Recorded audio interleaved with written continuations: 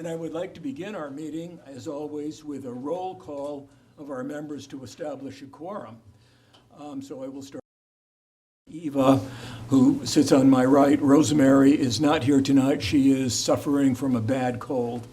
Amanda Souza Vieira, who sits next to Rosemary, is not here tonight. She was not able to find a replacement and is therefore working tonight. Adam Raposa also will not be with us tonight. Peter Bramante. Present. Christine Shea.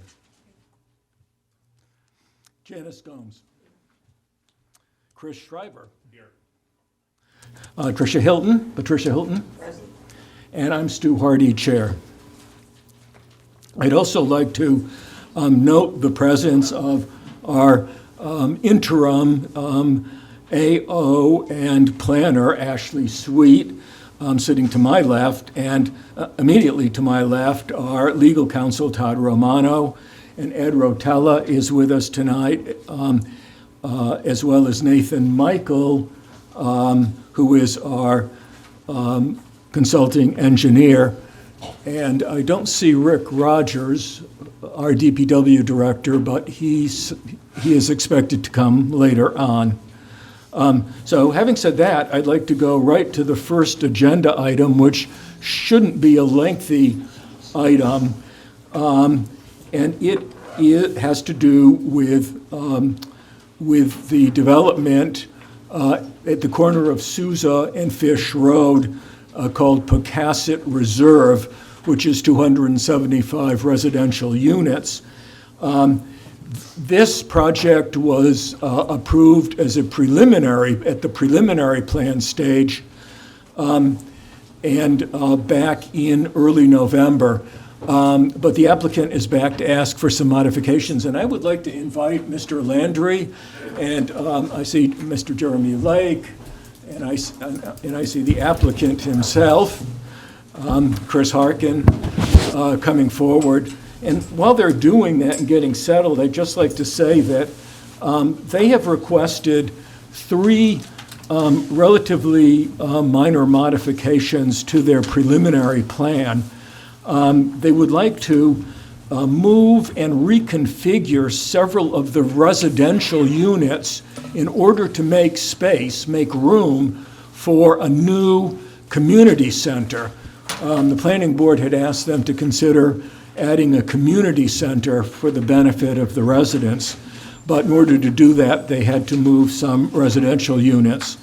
The second item that they would like to have us take a look at tonight is to consider the sidewalks on Fish Road and Souza Road. The Fish Road sidewalk would need to be shortened in order not to impinge on the wetland. So that's a DEM requirement, and that will have to happen. Also, there's a sidewalk along Souza Road. We had hoped to make it a conventional sidewalk directly parallel to Souza, but it looks like there are some stormwater maintenance structures that are in the way of the sidewalk, and so there's a possibility of moving it into the property a little bit, and so we would still have a sidewalk as I understand it, but it would be in a slightly different location. And then the third item on the agenda has to do with the height of buildings. These are residential, all residential buildings. But I would invite either Mr. Lake or Mr. Landry to give us a quick briefing of what they would like to do, and also to put up anything they can on a screen behind us so that the audience, the live audience here tonight at Town Hall, and also the audience on YouTube can see exactly what they're talking about and where they'd like to do it. Mr. Chair, while Jeremy is setting up, you've accurately described the three things that are to be discussed tonight. And we do understand that this is discussion only, that it's not up for a vote. There's been advertising that this discussion would take place, but we're really looking for guidance. We have a final plan approval we have a preliminary plan approval and are submitting a final plan package that will include some minor revisions to the plan that are very benign. Actually, all three are very benign, but the planner has determined, and I agree completely, that the building height issue, the third one, is something that requires a waiver as opposed to just a plan modification. And that would require a hearing, a public hearing, and could not be accomplished at the final plan approval. The other two, we're bringing them forward now as a heads up to what we'd like to include in the final plan, but not if there's a strong objection to it. One of them we need, the other one we really don't.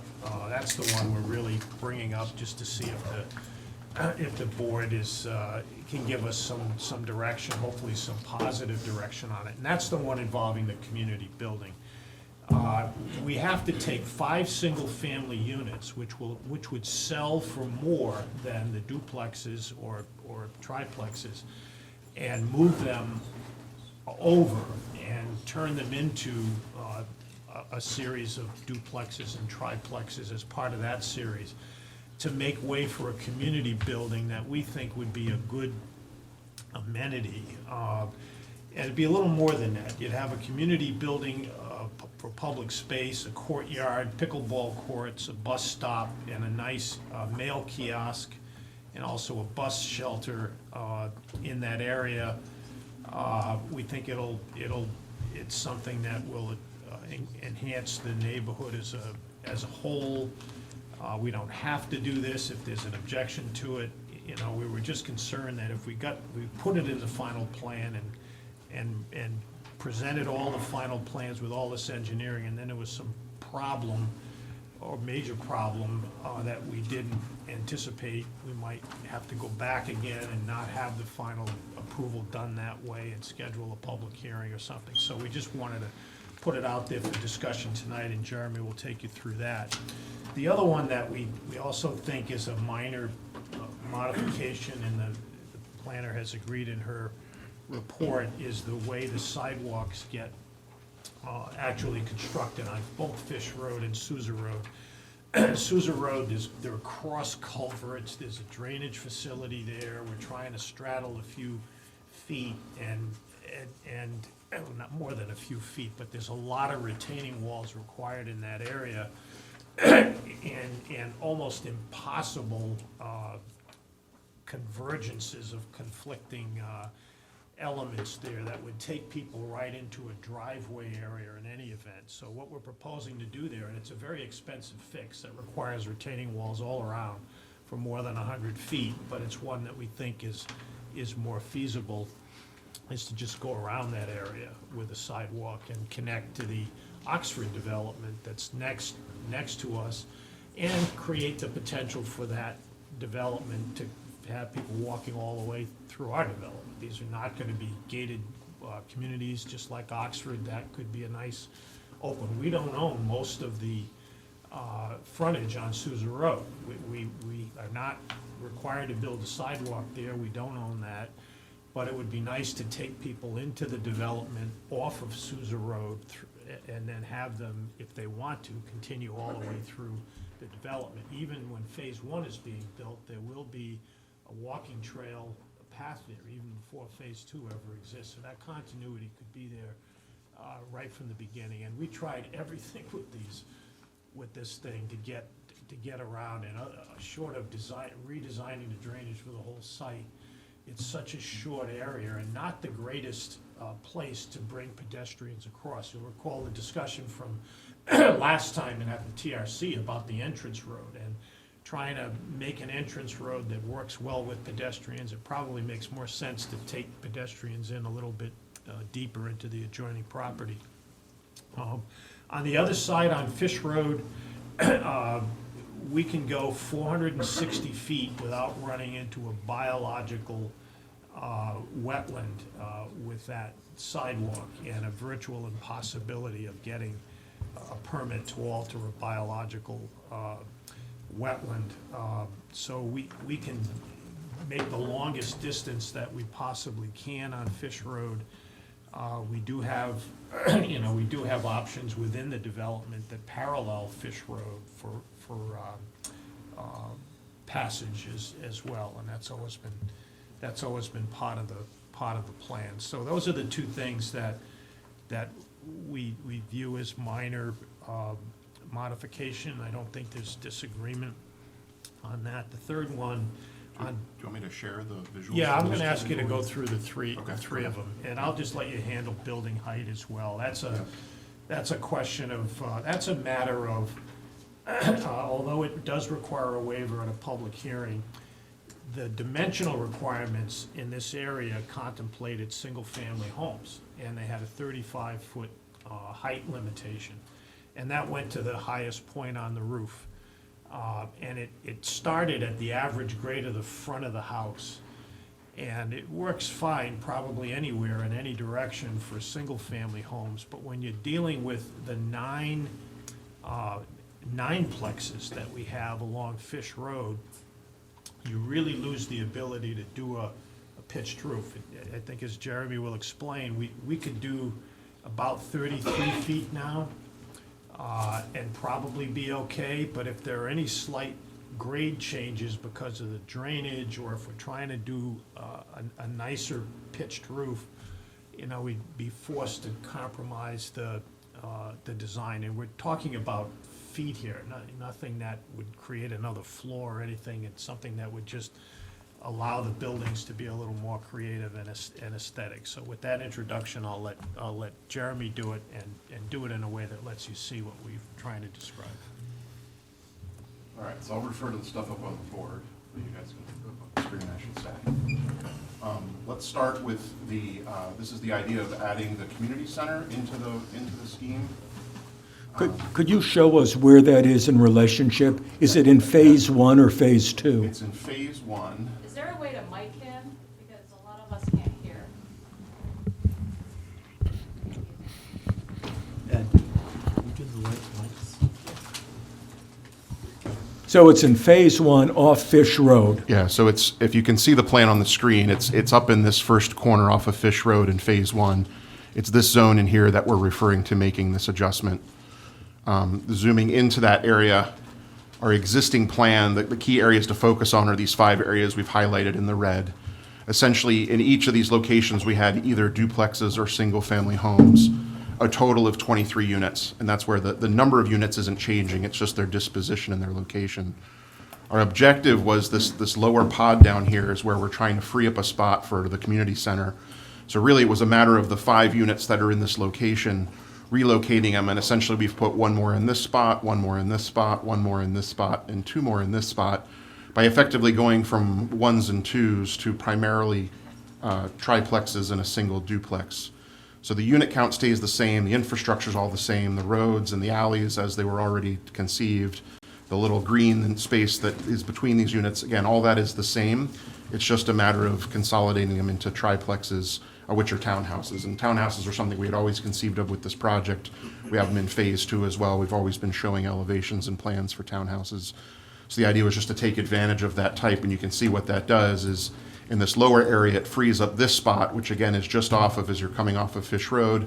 We have this little green space in the middle. As you sort of come around that turn on that corner, we've cited a mail kiosk and a bus shelter. So for the school children, the hope is that the bus will come around the corner, pick them up, come back, so they're away from Fish Road when they get picked up and dropped off. The community building is also on this green space with a little courtyard in the back. Specific programming of all that we're still working through, but what's nice is this is where the grades really start to drop off. So from this back courtyard, you'd have some sort of nice views down in to that portion of the site. And we're contemplating maybe some pickleball courts to go along with that. So again, the idea is to create a community amenity really for this first phase. Again, part of this is because as this thing has evolved and the types of units we're contemplating and all of that, we just felt like that was a missing element, and we saw an opportunity to add that without necessarily really changing the disposition of the larger program.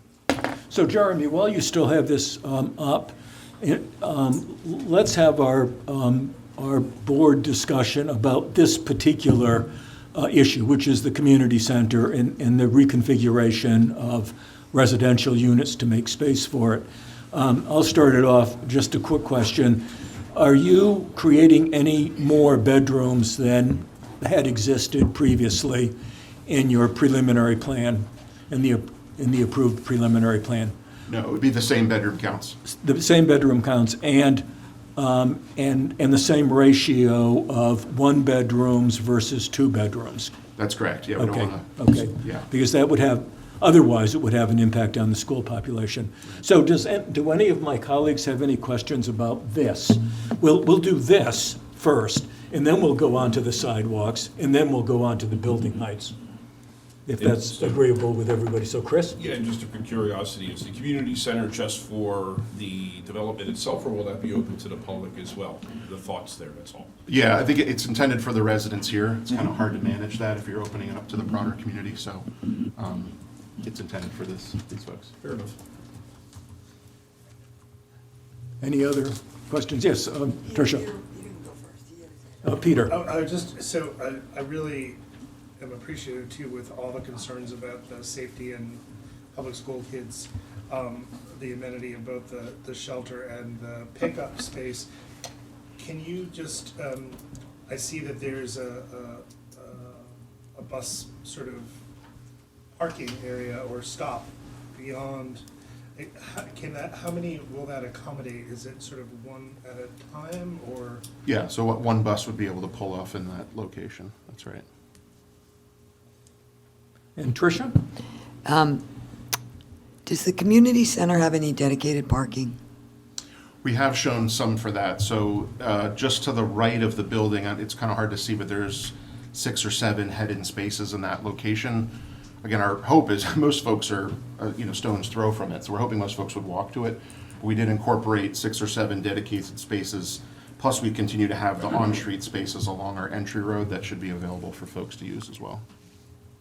I mean, however you manage this, or whatever homeowners association there obviously will, guide this, but if that's something, for example, that residents can use for a Sweet 16 party or an anniversary party, or, or they decide to have, small concerts or things, I would be curious to know what the square footage of that building is, what the potential capacity is, and whether or not, don't get me wrong, I think it's wonderful that you've done this, Yeah. but we have another community in here in Tiverton that has a community center that's become very popular, and the residents have a lot of events and a lot of activities there, and so I'd like to know that there's enough parking for it, first of all. So I'd be curious about the square footage, the occupancy, and how much parking you have for it.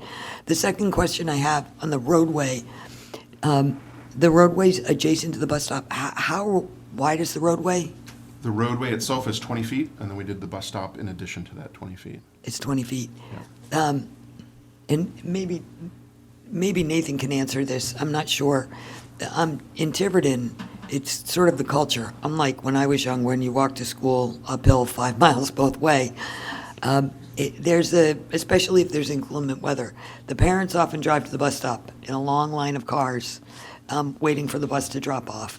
So in the event that you had, 10 parent vehicles parked along that roadway, would that be feasible, or would it become difficult from a traffic point of view? Yeah, I don't think it would be difficult from a traffic point of view. Again, I think ideally they would use those off-street spaces that we've allowed for. Again, those are really thought of as flex spots. It's kind of the same answer for your question of if I held a little party in the little community center, that's where we would expect those people to park as well.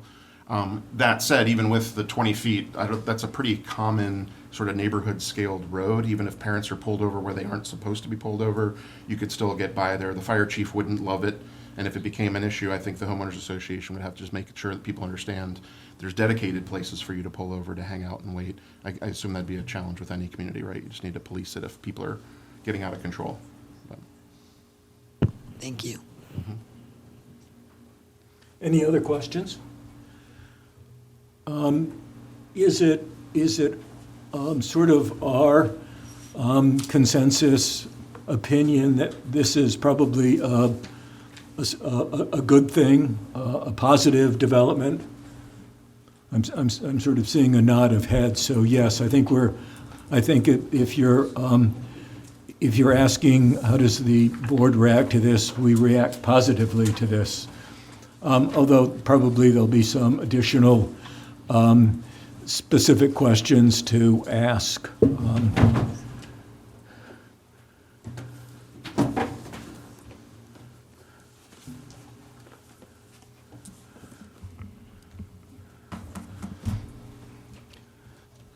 So with that, are there any other questions about the community center? Any other concerns, questions, concerns? Then let's go on, Jeremy, to the sidewalks. Yep. So We're unfortunately, talking about both Fish Road and Sousa Road. Fish is the easier one, so you might want to start there. all right, so let's start with Fish. So again, I think the challenge that Bill outlined with Fish Road really just has to do with the fact that there are delineated wetlands that do come right up to that edge. We have areas here, you can see the sort of perimeter wetlands. They kind of come through and that you can see the sort of dark line. This is basically roughly where the property line and the wetland offsets that we're not allowed to go within intersect. So essentially what that means is that we can extend our sidewalk from, the end of the project here as far as that location, but then really we don't have the ability to go any further. I know the hope and the intent was that they just keep going and they connect through, but so the point being that we can go, Bill had said the numbers, we're several hundred feet short of Linda Road. So again, we're prepared to do this if this is what the board is interested in doing. I personally wondered, is this a benefit or someone going to take a left on the sidewalk and, end up going 300 feet down the road and then realize that it sort of just dead ends them onto a middle of Fish Road? But again, we're prepared to do it if the board so wants. I'll give you my opinion. I think you should do it for this reason. There may someday, the other side of Fish Road, the east side of Fish Road, in that location will be developed. Right now, there's a quarry, but that's not going to be true in 10 or 15 years, probably. And when that part gets developed, there could very well be a sidewalk. I would hope that the planning board of that era will insist on a sidewalk, so people could come as far as they can come on your sidewalk, heading north, cross on a crosswalk, and then use the sidewalk on the other side of the street for a while. So I would, I personally would like to see maximum sidewalk, because if we don't start now, we'll never get sidewalks in the town of Tiverton, and we desperately need them. And we need them desperately on Fish Road, because a lot of people like to walk, but the traffic is pretty fierce and goes way, way faster than the 40-mile-an-hour speed limit. So that's my personal opinion, but I'm only one person on the board. So what do the rest of you think?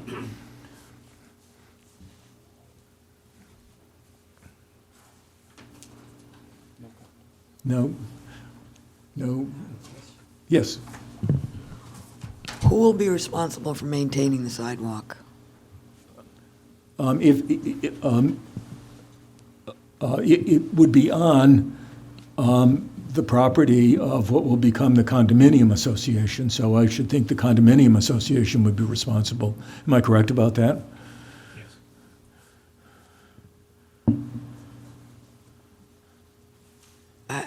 I'll be honest, I'm kind of 6 to 1, half a dozen the other. I understand what you're saying, Stu, although the land on the east side of Fish Road is zoned industrial.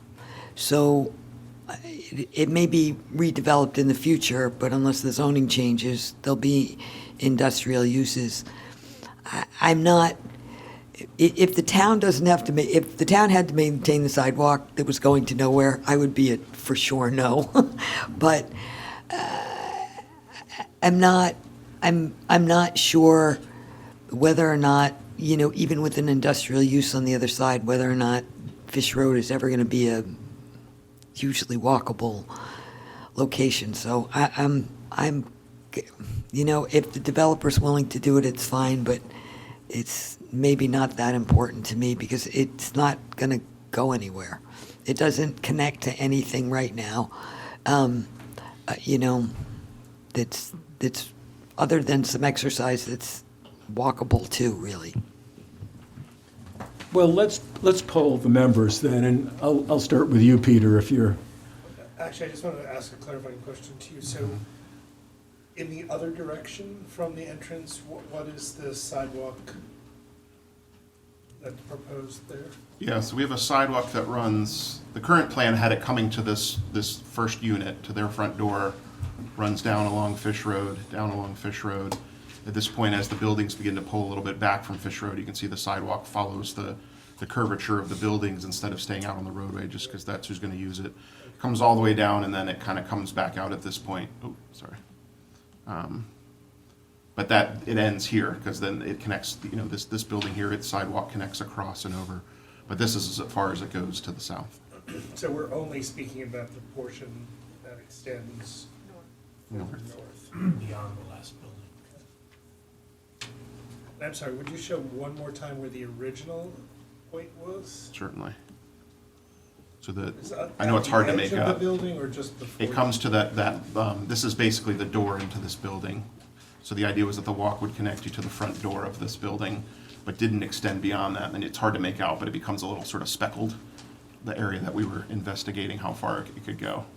And it goes all the way up to this point where we just can't go any further. so I'll put Janice on the spot and ask her.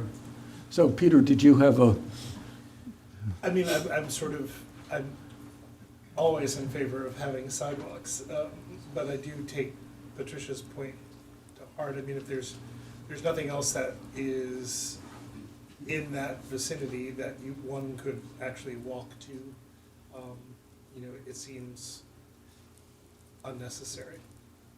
well, I'm just looking at the future.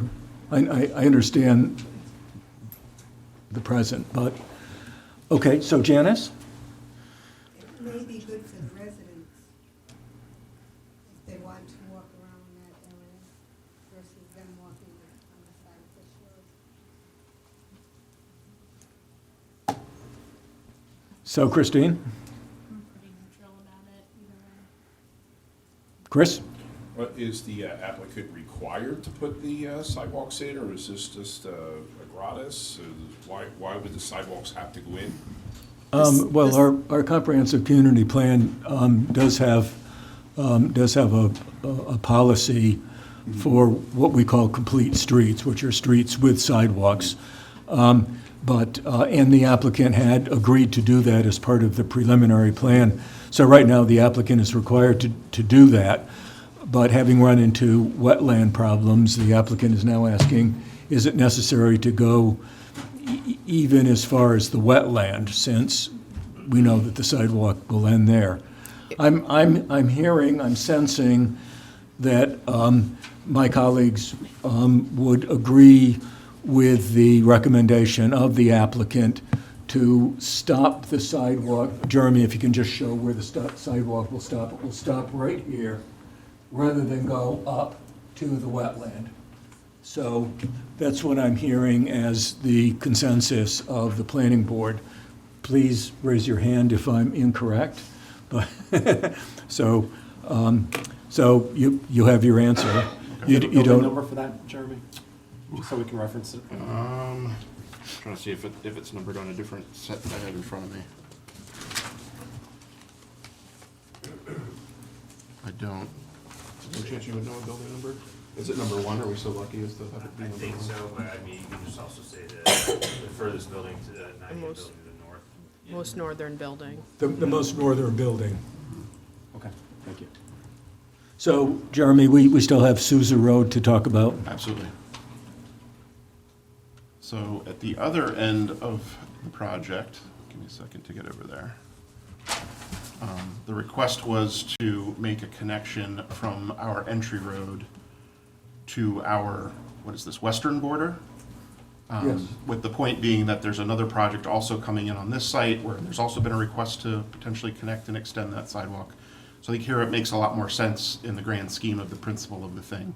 The challenge that we face, and I do apologize that this drawing's a little bit hard to make out, but the way that the drainage was designed and approved, and believe me, everybody on the team except for the civil engineer went, well, I still don't understand what's so hard about this, but there's a lot of overflow, and there's a lot of grading, and there's a lot of things that go on along this edge of Sousa Road, as is common practice, as is best practice for these stormwater management ponds, and having to allow for an overflow in the case of a major storm event. So the problem was that if we had our sidewalk, which originally we had just coming out and delivering you to Sousa Road, the intention was to try to just bring it along Sousa Road, as Stu pointed out, but for all of those sort of technical reasons, we're having a hard time getting that to work out. What we were proposing doing is instead of going down and over, why don't we go over and down? So basically by staying above the pond from the community end and then coming around, we can get basically around the pond, avoiding all of those overflow issues. So again, it's a similar amount of walkway as would have been if we came down and over instead of over and down. Still delivers us to our westernmost property line. And to Bill's point, whatever ends up happening on the adjacent site, what's nice, it actually gives a variety of options for where you might tie in, rather than that sidewalk coming to a very specific point and then having to figure out how to connect to that very specific point. So again, we're trying to work around the sort of DEM technical required issues and trying to deliver the intention here. But it's So I personally have no problem with what you're proposing, because there would still be, once a new sidewalk is built here, for the Sousa Road condominium project, there would be walkability from that project into Pocasset Reserve, and then hopefully even down to Main Road if we can get a sidewalk at that corner. So yes, I have no problem with that. Does anybody have a problem with what they're proposing? No one has a problem, so we're fine on sidewalks. Okay. So Great. Jeremy, the third thing is height. So the third thing is height. So I want to share with you guys, this was a memo we put together just to try to help to explain the issue. And I'll start by just saying this was the design that we proposed. This is the design that we're moving forward with. And this design is underneath 35 feet in height when you measure it to the ridge to the grade.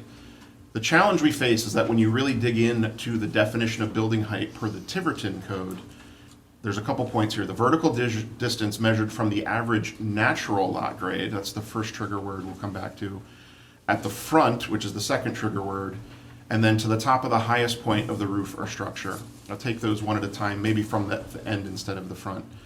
The highest point of the roof, that is not an uncommon way of defining it, although a lot of towns also define it to the midpoint of a sloped roof. The benefit of that is it doesn't penalize the designer for doing a sloped roof. In other words, if we did a flat roof, we would have that much more dimension to work with. But our intention here was to do sloped roofs because we think that's more in keeping with the character of Tiverton. And so that alone sort of handicaps us by a few feet. And again, that's a common thing in other towns. It's not the way the code is written. So that's one of the issues that's on the table. The other thing is to get a 9-foot ceiling to have, more legitimate looking building. That 33 feet is with an 8-foot ceiling, so you could have a longer windows, just a more attractive building. This is a 9-unit building here, and trying to make that building follow single-family home dimensions it results in a box.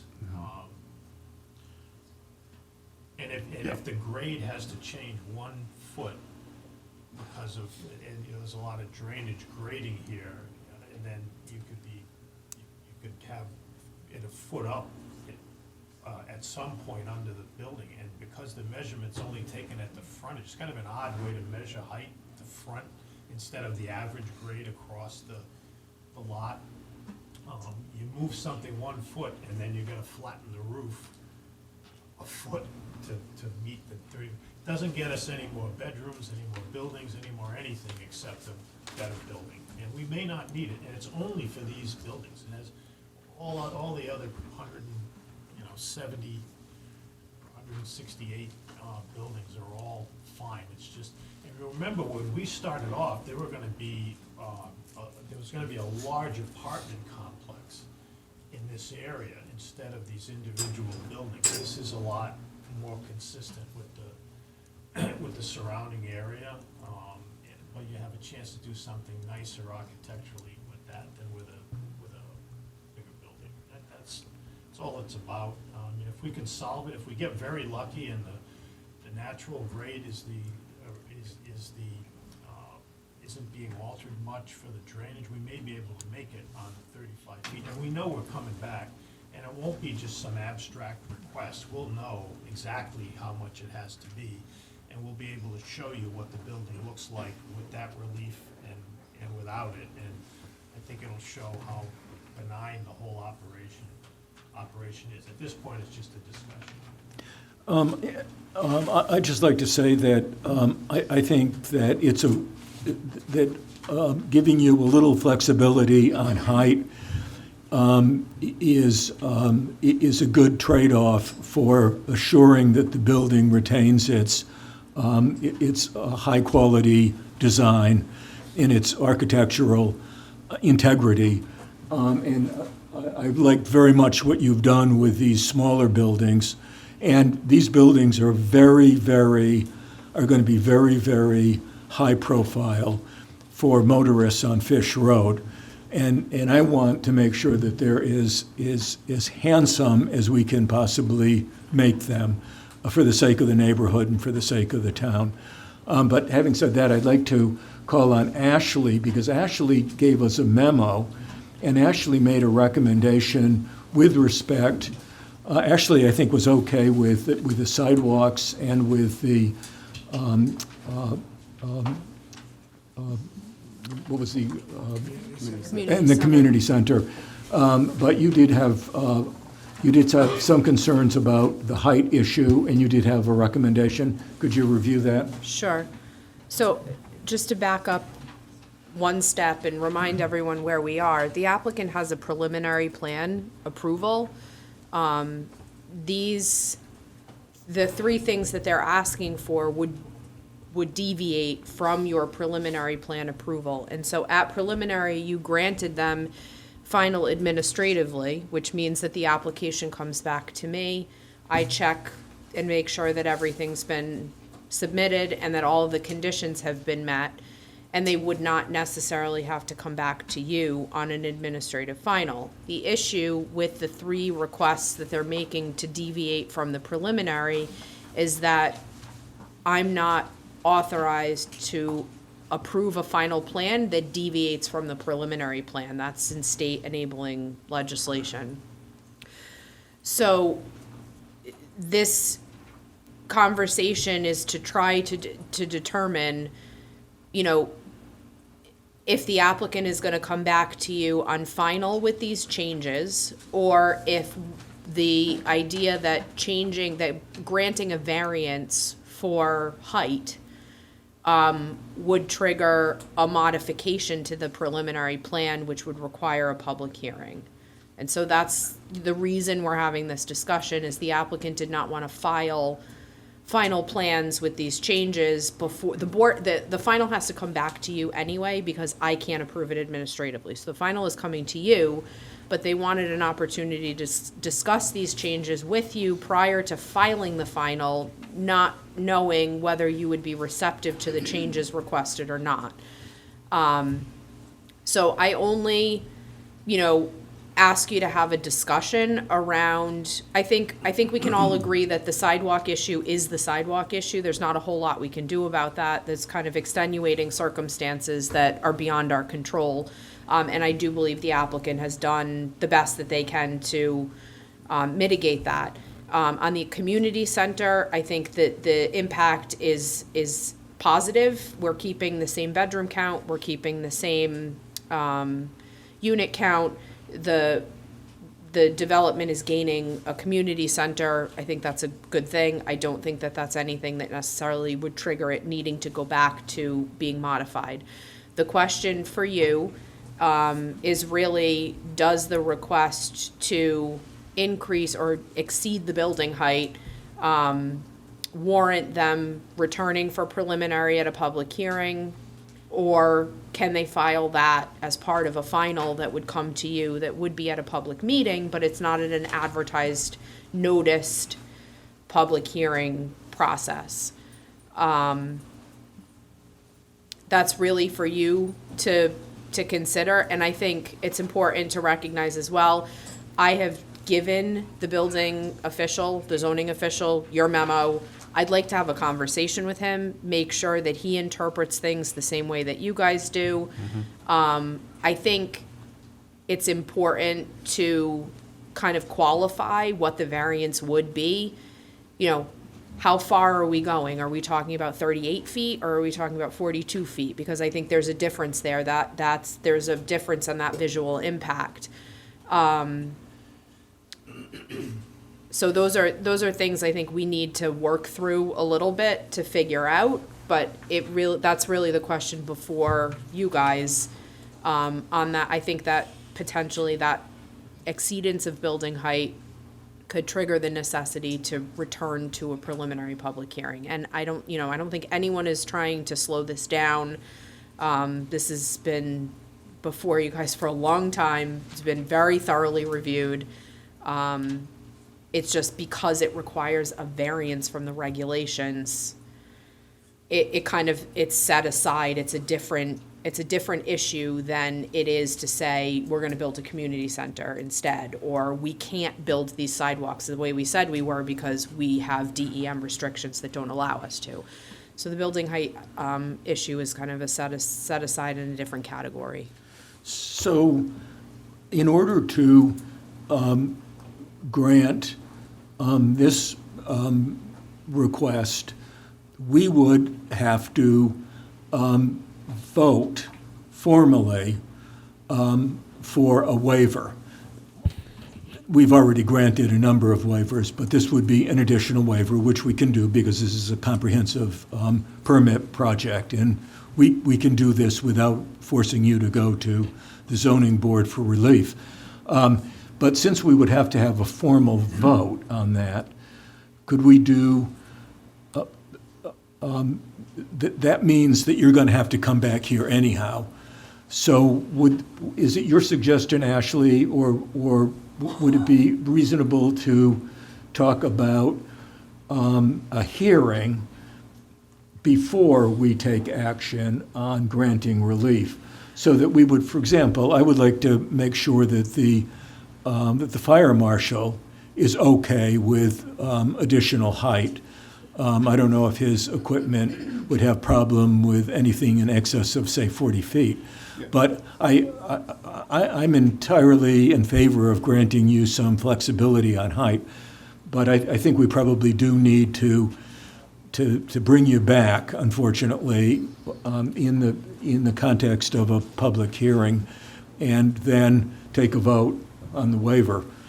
Is that how it would work, Todd? I just want to make, this is great, the whole point of this was to have the conversation. I think the way we've been looking at it, there's one scenario where you give us additional height. There's another scenario where we somehow change the way the building height is defined, where we can still work within the 35 feet. That's less common, right, to change the way something is No, we defined? can't do that. You can't do that? We'd Okay. still need a waiver, Okay. but we'd have to rewrite zoning. and we So can't do all I that. really wanted to say is Yeah. that we're still trying to meet the design intent of the language. We're not trying to sneak in a fourth floor, we're not trying to do some dastardly thing here. We just recognize that when the time comes to pull permits, Yeah. it's gonna be tough for whoever's reviewing that to wrap their head around the way this is all structured, so we're just trying to get ahead of it. So how do the rest of you feel about that?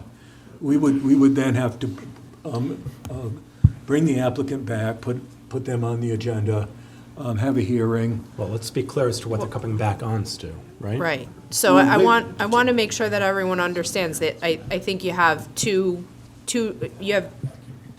options. One is to say, everyone has expressed the sidewalk is fine, the community center is fine. Despite the fact that they're fine, they still need to come back to you at a final plan approval because I can't approve it.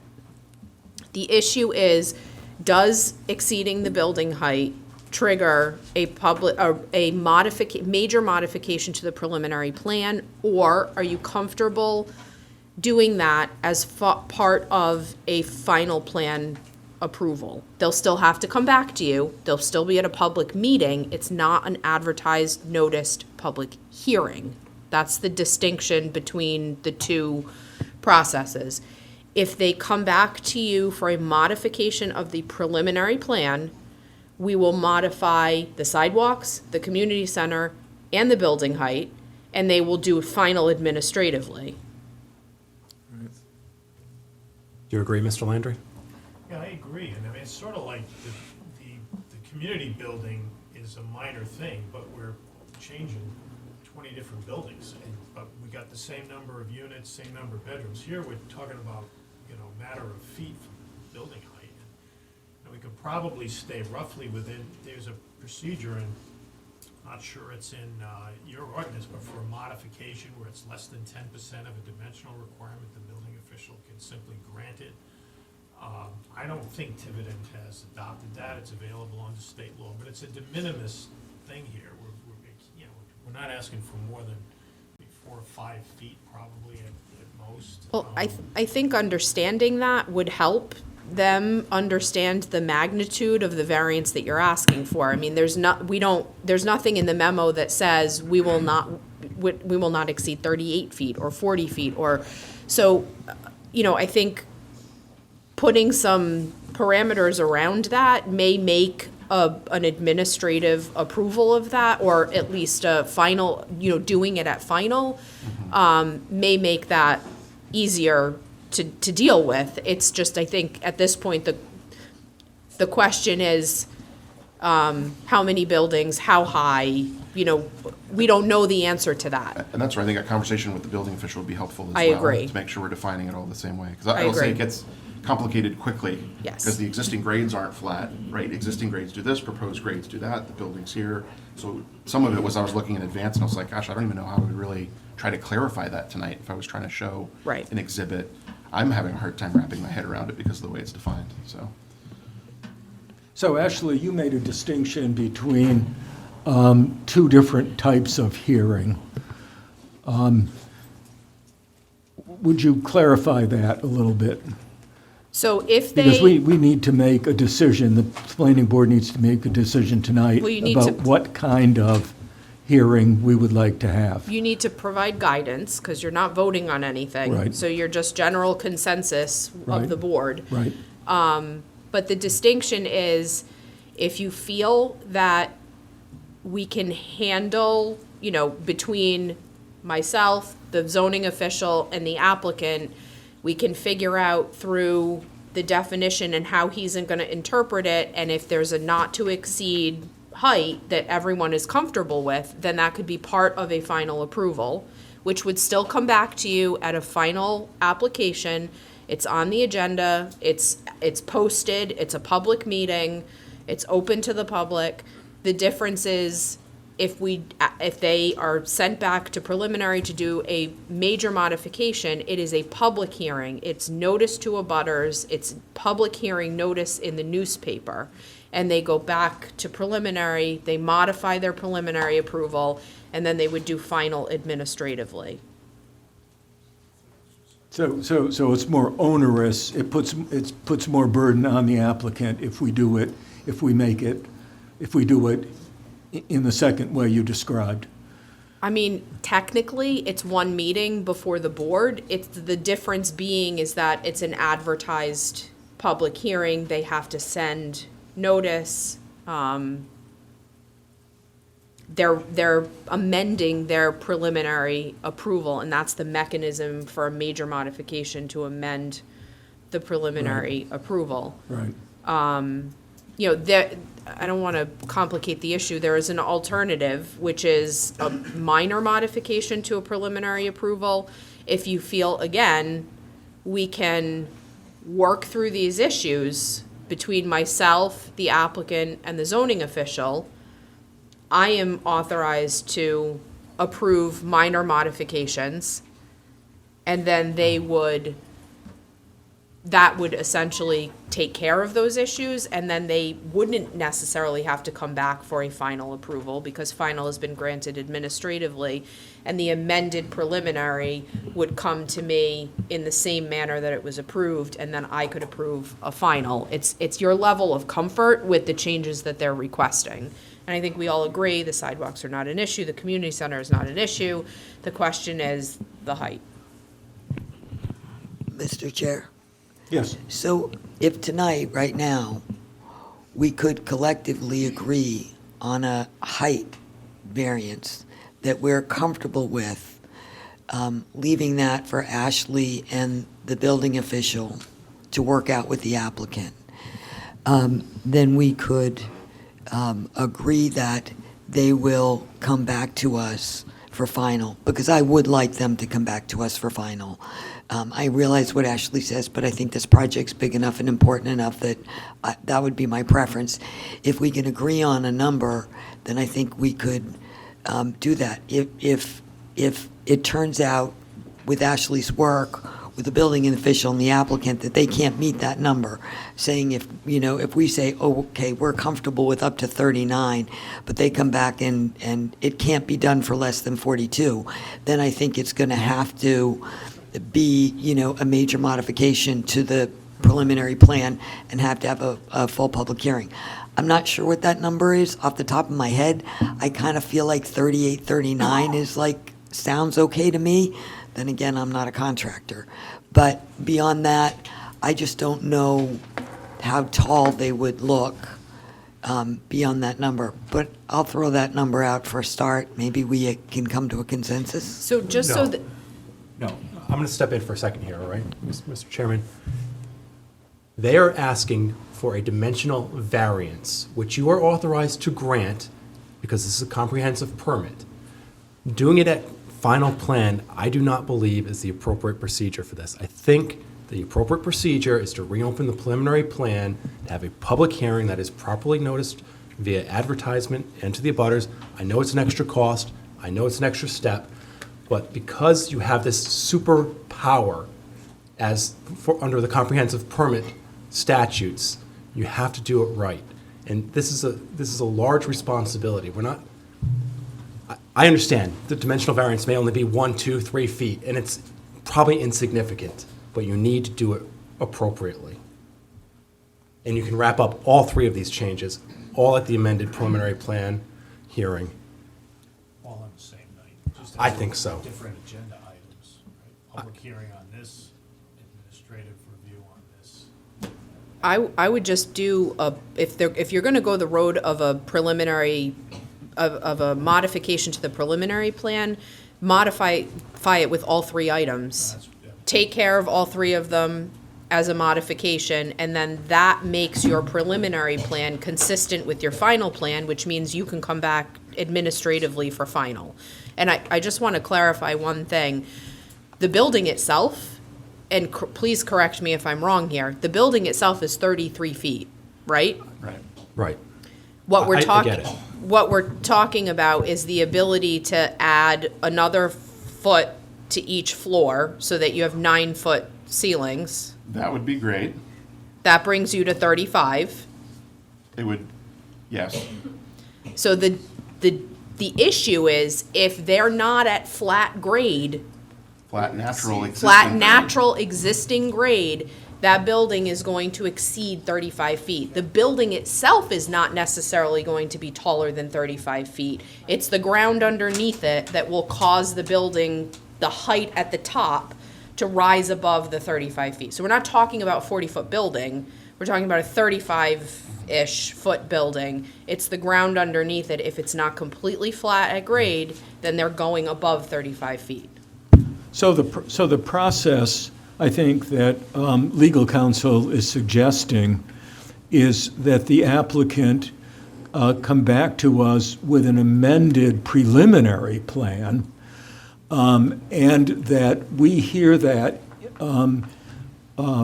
with an advertised formal public hearing, a note with notification to abutters. and that we deal with all three issues at that particular meeting. So that's an amendment to the preliminary plan. At that point, when we vote to grant a variance, and presumably that variance would be granted, then they would not have to come back to us again, because the final plan would then be approved administratively by the administrative officer to the planning board, who would double check for all of the technicalities and all of the conditions and so on and so forth. And I think that would satisfy Ms. Hilton. Would that be satisfactory? Because you can also pursue parking for the community center, for example, if we have a public hearing. The public hearing will be on all three issues, correct? Yeah, that would be my. Yes. Yes, okay, so if that's okay with the applicant, I would recommend that to my colleagues, but I'm only one voice here, so I have to get your, you can nod, you can't vote, you can, so maybe I'll do an informal poll. Christine, Janice, Stu says yes, Pete? Yes. Do you agree, Mr. Landry? That's the appropriate way to proceed, is Yes. to modify the preliminary plan? Yeah, I don't think it needs to be done as to the other two items, but there's no harm in combining all three items. Since you're there anyways. And the public has a chance to come in here, and everybody gets a chance to speak their mind, and I think that's the appropriate way to do it, because it is a big project, and people are interested in it. So, I think Ashley was correct to call it that way, and, who needs an appeal over some issue that wasn't significant enough to take a chance on. Precisely. In the interim then, Mr. Chairman, if you're working together and when you come to that meeting, obviously you'd be able to have a better delineation, definition of what that means, how many buildings are involved, as Ashley said, and what we're actually talking about from a visual height perspective, because I think that's obviously, as you know, the concern. Absolutely. Yeah, I look and- forward to some input from the building official, will be great. And if you want, Yeah. if we want to set up a meeting, I can Yeah. talk to him, we can have a conversation about interpretation and how he's going to view that and how he's going to interpret it. And that will give you an indication of where you think you're going to go over and what you think you need to go up to, so that you can define the variance that's needed. Per building. Per building. Yeah. It's calculus, not arithmetic, unfortunately. I'm trying to picture, will the public understand what we're trying to suggest when? So that's my challenge. Because it would probably be different for. Every building's multiple different. buildings, Yeah. What's ironic about this is if you were cutting down 10 feet of grade, the natural grade is 10 feet higher. Could I build a 45-foot tall building? Because it's from the natural grade, 35, so it's kind of, that's why I'm saying the definition Is funny. Is funny. I understand the intention, but it doesn't make sense, especially for a community. Maybe Yeah. for a single house on a single lot, but in this scenario, it's kind of tough to wrap your head around, so we'll figure it No, out. I'd be interested to have the conversation with him, with your Yeah. input, and talk that through, because it may be something that we want to look at fixing Yeah. or altering, so that it makes a little more sense. Right. Okay. okay, Okay, thank you very much. thank you. Thank you. So Ed, could we have the lights back on?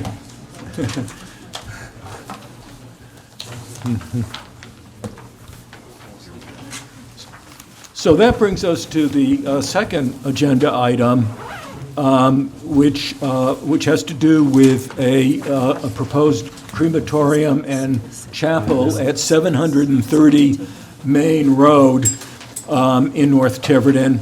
And this would be 2,960 square feet.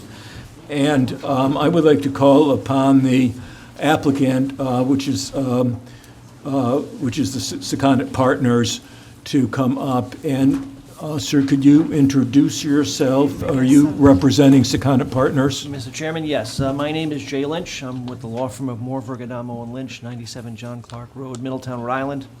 I am going to just give a brief... Yes, please speak into the mic.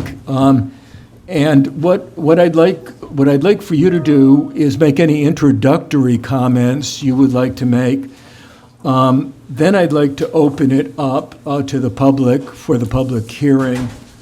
And then I'd like to call on Ashley, because Ashley has prepared a memorandum for the planning board.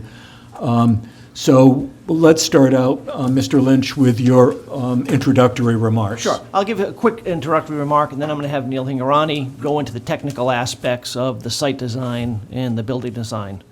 The purpose of tonight's hearing is an Article 20 development plan review. The property we're dealing with is the premises located at 730 Main Road in Tiverton, Rhode Island, and the property is in the general commercial zone. It's a GC zone. The site is a vacant lot, 5,790 square feet, and the proposal is to construct a crematorium and chapel on the site.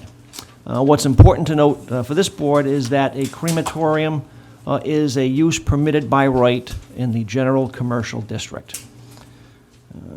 So the sole purpose of tonight's hearing is for this board, under the development plan review process, to review the site development, building design, building location on the subject property.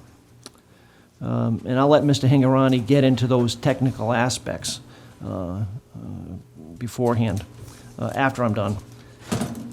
Again, for this process, the Article 20 refers you back to your development standards under the subdivision development regulations. This is a Section 2 review. It's a lower threshold review for a use that is permitted by right in the subject district. The purpose of this board is to review the location, design of the building, the materials that are going to be incorporated into the subject site. Also, you're going to be dealing with the site improvements, drainage, stormwater runoff, etc. In addition to that, you're going to deal with landscaping designs and the parking and pedestrian and vehicular access on the subject site. What is important, and I know that there are a number of abutters that are here tonight that have submitted letters of objection, and those letters of objection go to the proposed use on the subject site.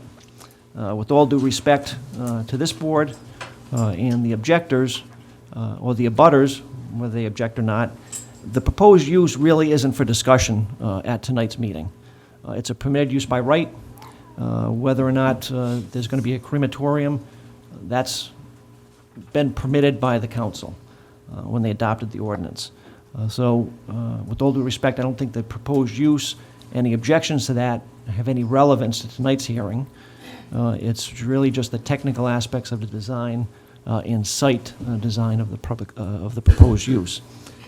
So with that being said, I'll turn this over to Mr. Hingarani, and then he can walk you through the proposed development on the subject site.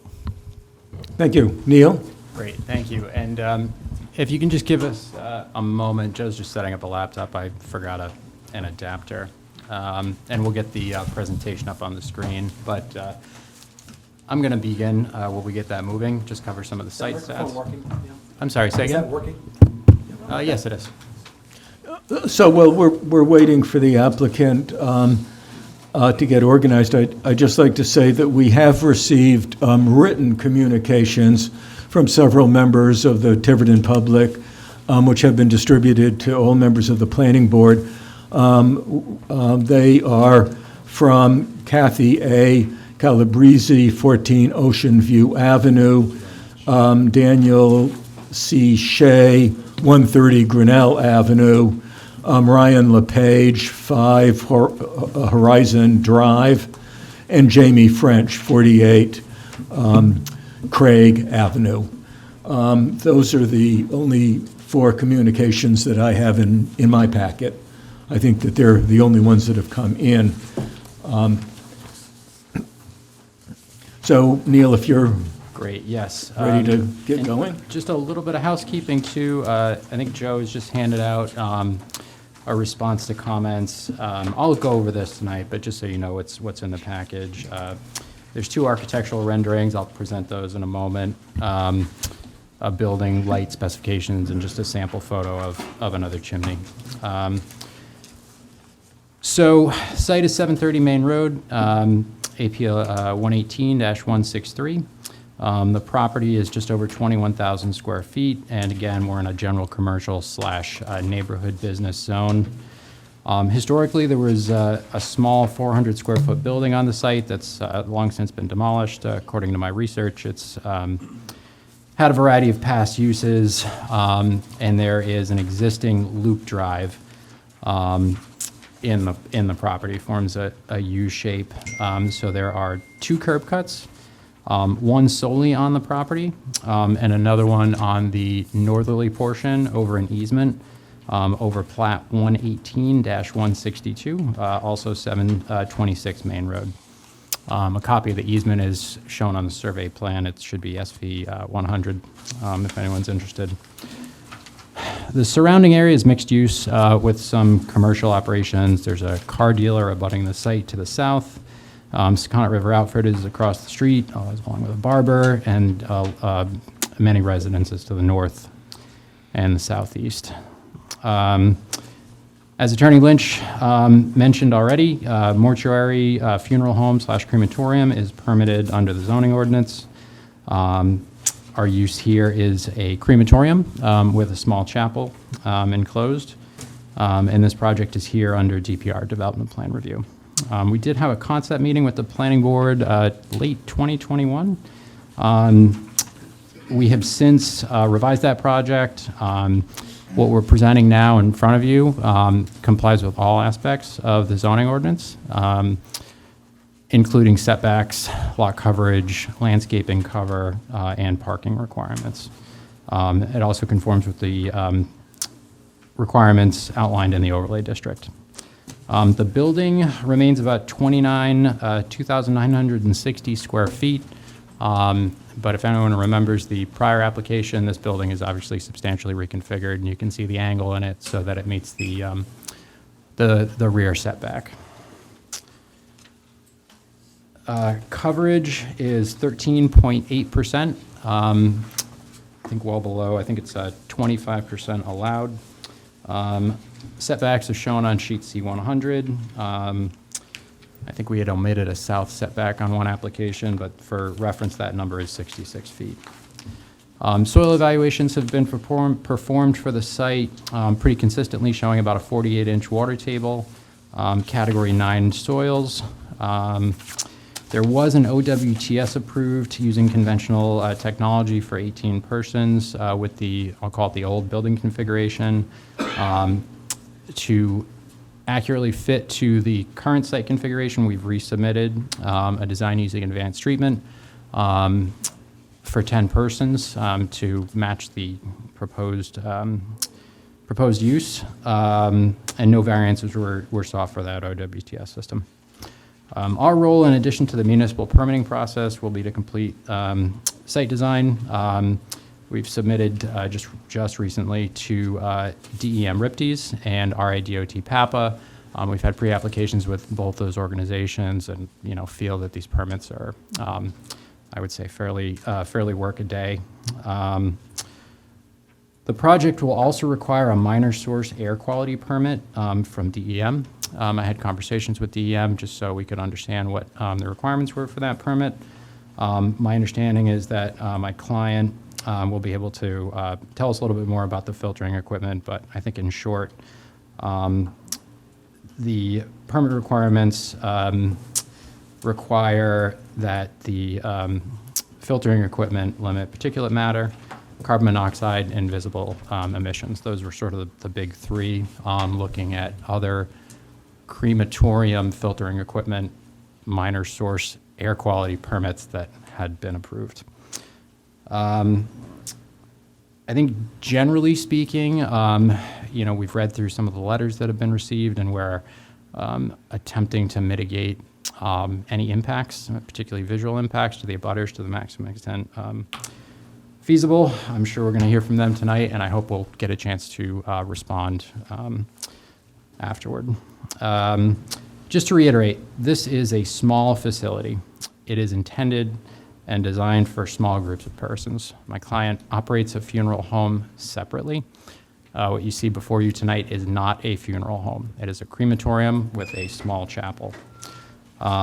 This is both practically limited by parking. We have 10 parking spaces in conformance with the zoning requirements. It's not really counting what you see in the rear, which is mostly intended for access. The hearses will be able to come into the rear or the north part of the site, and there's 2 garage doors in the back there, so they'll be able to pull in undercover, which is useful practically speaking. And again, crematorium isn't allowed use in this zone, and this serves a sort of distinct need in the community. A couple other things for reference. The nearest structure, the commercial auto salvage place, is about 70 feet away. The nearest residence is over 100 feet away. 65 feet. 65 feet. Okay. I think regardless, the plans have been reviewed by the fire department. Their concerns they presented were essentially with the access drive on the south side. There are some trees overhanging. So both on the landscape plan that we've submitted and on our demolition plan, we've noted that those trees will be trimmed to a minimum of a 14-foot height to facilitate access. So that should satisfy their concerns with respect to access. And then another concern that was mentioned was building-mounted lights. Excuse me. The vast majority of these lights will be pole-mounted as outlined on our lighting plan. Those are dark sky compliant lights with 0 property line cutoff so that there's no spillover. The lights that we've specified that are in your packages are another RAB product. It's again dark sky compliant, and it won't result in spillover on a neighboring property. So we expect there'll be 2 on the north side of the building, really just above the garage doors, obviously to facilitate access to the building. Also in your packages is an updated landscape plan. Let's see if I can, actually you want to tab to that while the changes to the landscape plan are pretty simple based on what was discussed at prior meetings and correspondence. There's a double evergreen buffer that's shown along the rear of the property. There we go. So this should satisfy Article 10, Section FF1. So that's a double row of compact evergreens, not less than 5 feet height. We've also added another tree to the parking area. Okay, I'll come back to that in a moment. I pulled up the wrong one, but over here, there's been additional trees added, and then, oh, that is the right. Yeah, no, I think we're okay. And then there's also a tree right here that we've added just to make sure we conform to the landscaping requirements. Joe will go over the strict percentages, but we meet those as well. And then utilities. So the utility draw for this building it's a small commercial building. It shouldn't be anything excessively severe. We're not at the point where we've done a full utility kind of breakdown, or no one's done a mechanical design for the building. But I think, suffice to say, we do have a place where ground-mounted condenser could be located in the back of the building. And again, that can be screened from view. It's certainly possible we could just use building-mounted mini-splits. So I think these are very common sort of residential scale utilities that would be located on the building. And those structures would also, those utilities would also conform with the zoning setback, zoning requirements, and given our coverage percentage, not pose any problems.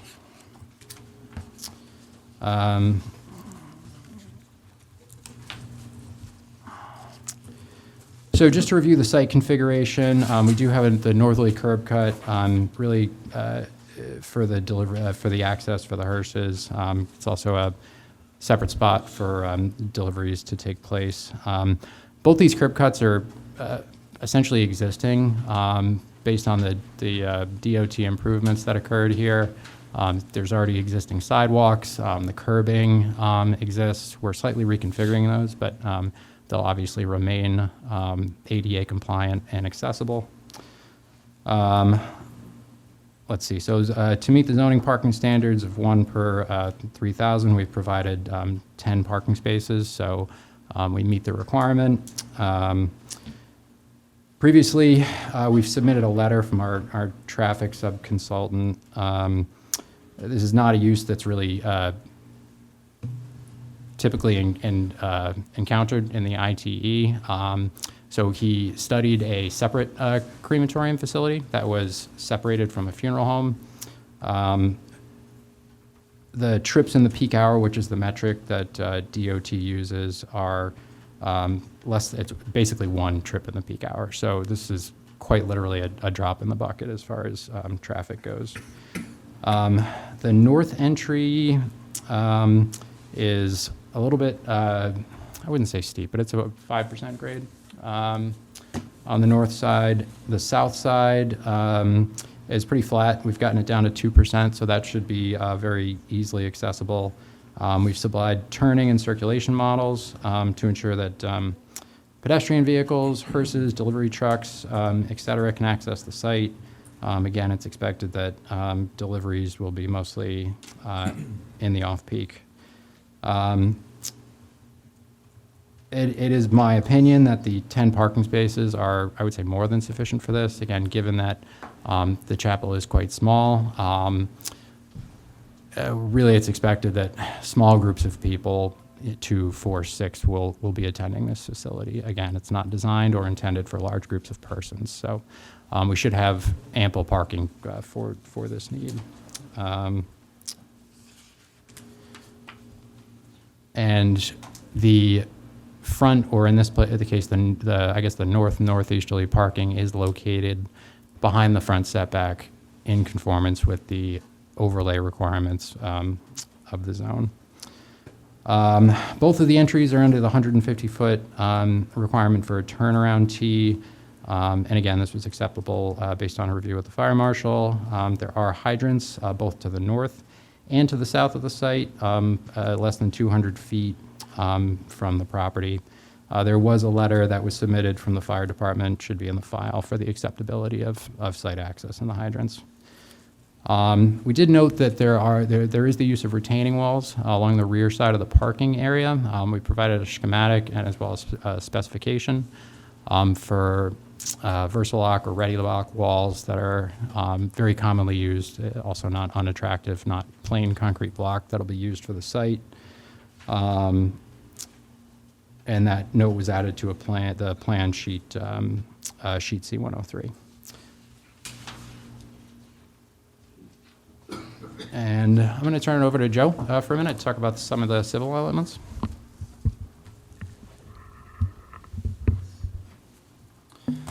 Joseph Malo, PE with Narragansett. So like Neil mentioned, kind of preliminary for the utility design, but there is water, domestic water supply that's available. For electric, there is a utility pole that's just south of the north entrance that we would connect to and propose underground that would go to the building. And then there's also natural gas that's available. As Neil mentioned, the wastewater will go to the septic system that will be designed for the kind of the rear quadrant of the property. Stormwater is going to be addressed with several deep sump catch basins throughout the parking areas. They'll be collected and go either into a surge tank or pretreatment prior to being treated with some underground sand filters for the main parking areas. The roof is going to be collected and discharged to a surface sand filter along the front area of the property, which will be landscaped and some plantings in there as well. All of that will be connected into the DOT stormwater system that's existing within Main Road that ultimately discharges to Mount Hope Bay. So there's numerous water quality impairments associated with Mount Hope Bay that the stormwater system is designed to maximize the water quality, to promote pollutant removal, the most extent practical for the site. The stormwater design, obviously, like Neil mentioned, is going to be going through DOT and DEM permitting, and it designs substantially conforms to the municipal RIDOT and DEM requirements. One of the comments that we got in the previous TRC meeting was just the cover over some of the catch basin pipes. Those all have been increased to a minimum of 1.5 feet of cover. And then in regards to some of the comments that we got from the board here was just landscaping. Sorry, bear with me. So just the regulation was just 5% because the size of the parking lot isn't extensive enough to get landscape islands within the parking area. The requirement is just a 5-foot buffer, landscaped buffer around the property, around the parking areas. So if we take that calculation, we have, I think it was 13.6% landscaped area, but obviously that's just within the 5-foot buffer. And then some of our landscaping areas extend past the 5 feet. We also have the retaining wall, so the landscaped areas that abut the residential property are elevated. So the parking is on the down gradient side, so that's also going to provide some additional screening for the residential properties to the east. I think that covers up most of the site stuff, and I was going to turn it over to Jonathan. Okay.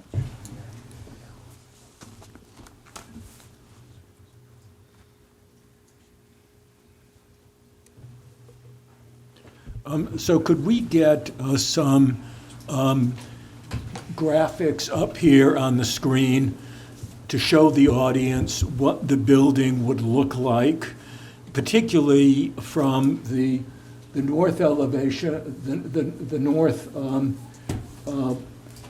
portion of the building, the west portion of the building and site, and the south, which are highly visible from Main Road. Sure. I'm going to. I think the landscaping will more or less screen your property from residences to the east of your property, but I'm very concerned about how your property will look to motorists on Main Road. I'm going to bring those up as Jonathan speaks. Okay, that's fine. If you want to bring them up first, and then I'll mention it. Go for it, just take it, yeah. Well, you don't have to explain it, just show us the picture, and people can then ask questions if they have any questions about it. Yeah, I would like to walk you through these after Jonathan. Okay. So my name is Jonathan Ferreira. I'm representing Seconded Partners. I'm a funeral director in Rhode Island and Massachusetts. I know when we had first met, the building we first proposed was radically different from what we have here today. It was a steel box building. And I know working with the board, Neil and Eric took a lot of comments to heart. The building is now all wood framed, clapboard siding, traditional roofing, stonework, etc. I would say when you look at the illustrations on the form-based code, compare the roof work with the returns in the corners, the window casings and the like, we've done a pretty good job of matching what the town wants for their new buildings. Part of our goal with this building is to have it as unobtrusive as possible. People should drive by and not take a second look. Ideally, it is a building you don't realize is a crematory until you need it. The cremation unit we're planning on using is state-of-the-art. It's a cutting-edge piece of technology. It has opacity monitors, automatic controls, and designed by the leading manufacturer and the biggest manufacturer of cremation units in the country, in the world actually, who asserts that the average person standing in the parking lot would not be able to tell it's in operation. And then this is a quote from a report from the EPA, word for word. Crematory manufacturers and operators take pains to ensure that crematory operation results in no odors or visible emissions. Most people who live or work near a crematory are unaware of its presence. And that is a quote from the EPA itself. Not from me, not from the manufacturer, but the EPA itself. To the average passerby, it should look like an office with 1 or 2 cars in the parking lot occasionally. The signage we designed is not even visible from the road. So, I mean, you wouldn't know what the sign says unless you were in the parking lot. As the traffic study Neil submitted with the application shows, traffic generated by the building just is not material. There's no funerals or wakes held in the building. The chapel, I mean, it's called the chapel because that's what every funeral home calls it. It's just a room that looks kind of nice. So if there's a son out of state who didn't get to say goodbye to his mother, you give him 1 second there. He can have a couple minutes to say goodbye. You know, there's no wakes, there's no funerals. There's not going to be any services held here in this building. This is targeted towards the more modern, the more educated funeral consumer who overwhelmingly favors the minimum services of a simple cremation, prefers to handle the other arrangements, if any, on their own. When it comes to cremation in Tiverton, I know that the majority, if not almost the majority of Tiverton residents use funeral homes over the line in Fall River or Westport, or they go over the bridge to Portsmouth and Newport. In itself, there's nothing wrong with that, but due to Massachusetts state laws, when you go to a funeral home in Massachusetts, odds are for cremation, you're getting sent to Providence, you're getting sent to Fairhaven with third-party crematories. So this crematory would allow Tiverton residents who desire a simple cremation the best possible value. They're not paying to use third-party crematories. Everything is done locally here without having to leave Tiverton. In summary, it's a building that is purposely unobtrusive. It blends in like an office building, but it provides tremendous value when you need it. And I know there's a couple public comments that people want to make, and I wanted to address a few common ones that were submitted to the board and posted on various websites just ahead of time. So one of the common arguments is that crematories are not regulated by the EPA and that it's the Wild West with no regulations. I mean, firstly, the argument that it's not regulated by the EPA is only half the story, because if you told the full story of why the EPA chooses not to regulate crematories, the argument falls apart. The full story is that the EPA did an exhaustive environmental analysis of crematories years ago and determined after testing that, in essence, they do not fall under EPA regulation jurisdiction because the emissions are so low and do not violate the Clean Air Act. Secondly, the idea that the EPA determined they do not have jurisdiction does not mean there's no regulations. In the state of Rhode Island, crematories are regulated by the Rhode Island Department of Environmental Management, which regulates all air emissions, and our state-of-the-art equipment will meet or exceed all permitting requirements of the state of Rhode Island. Another common argument people have is they claim the building will be producing visible emission and odors. Once again, I can't overemphasize how state-of-the-art our equipment is. There are 14 licensed crematories in the state of Rhode Island, with the vast majority being located directly in residential areas. If you take a look, there is not a single one that is farther than half a mile away from a residential community. The average age of these crematories is over 20 years old. Ours will be the newest and one of the most advanced in the state. And while this is not a traditional funeral home, the unit itself is designed by the manufacturer that if it were in a traditional funeral home, you can use it while services are going on and no one would notice. So that means at the end of the day, if you were standing in the parking lot, you would not notice it was in use. And at the end of the day, if there were visible emissions and odors, people would notice that when they come to the building. That would make us look bad. That would be bad for business. The very idea that we're investing hundreds of thousands of dollars in Tiverton to make ourselves look bad just doesn't carry any weight. And if you don't believe me or the manufacturer, you should believe the EPA study that I had mentioned before. Another common concern is over the quote-unquote chapel. It's just a name for a room. It's not a church. It's simply a room for identification viewings, because a lot of time, even though someone doesn't want services, there's a child out of state, they still want to see their mother, that's something they can do.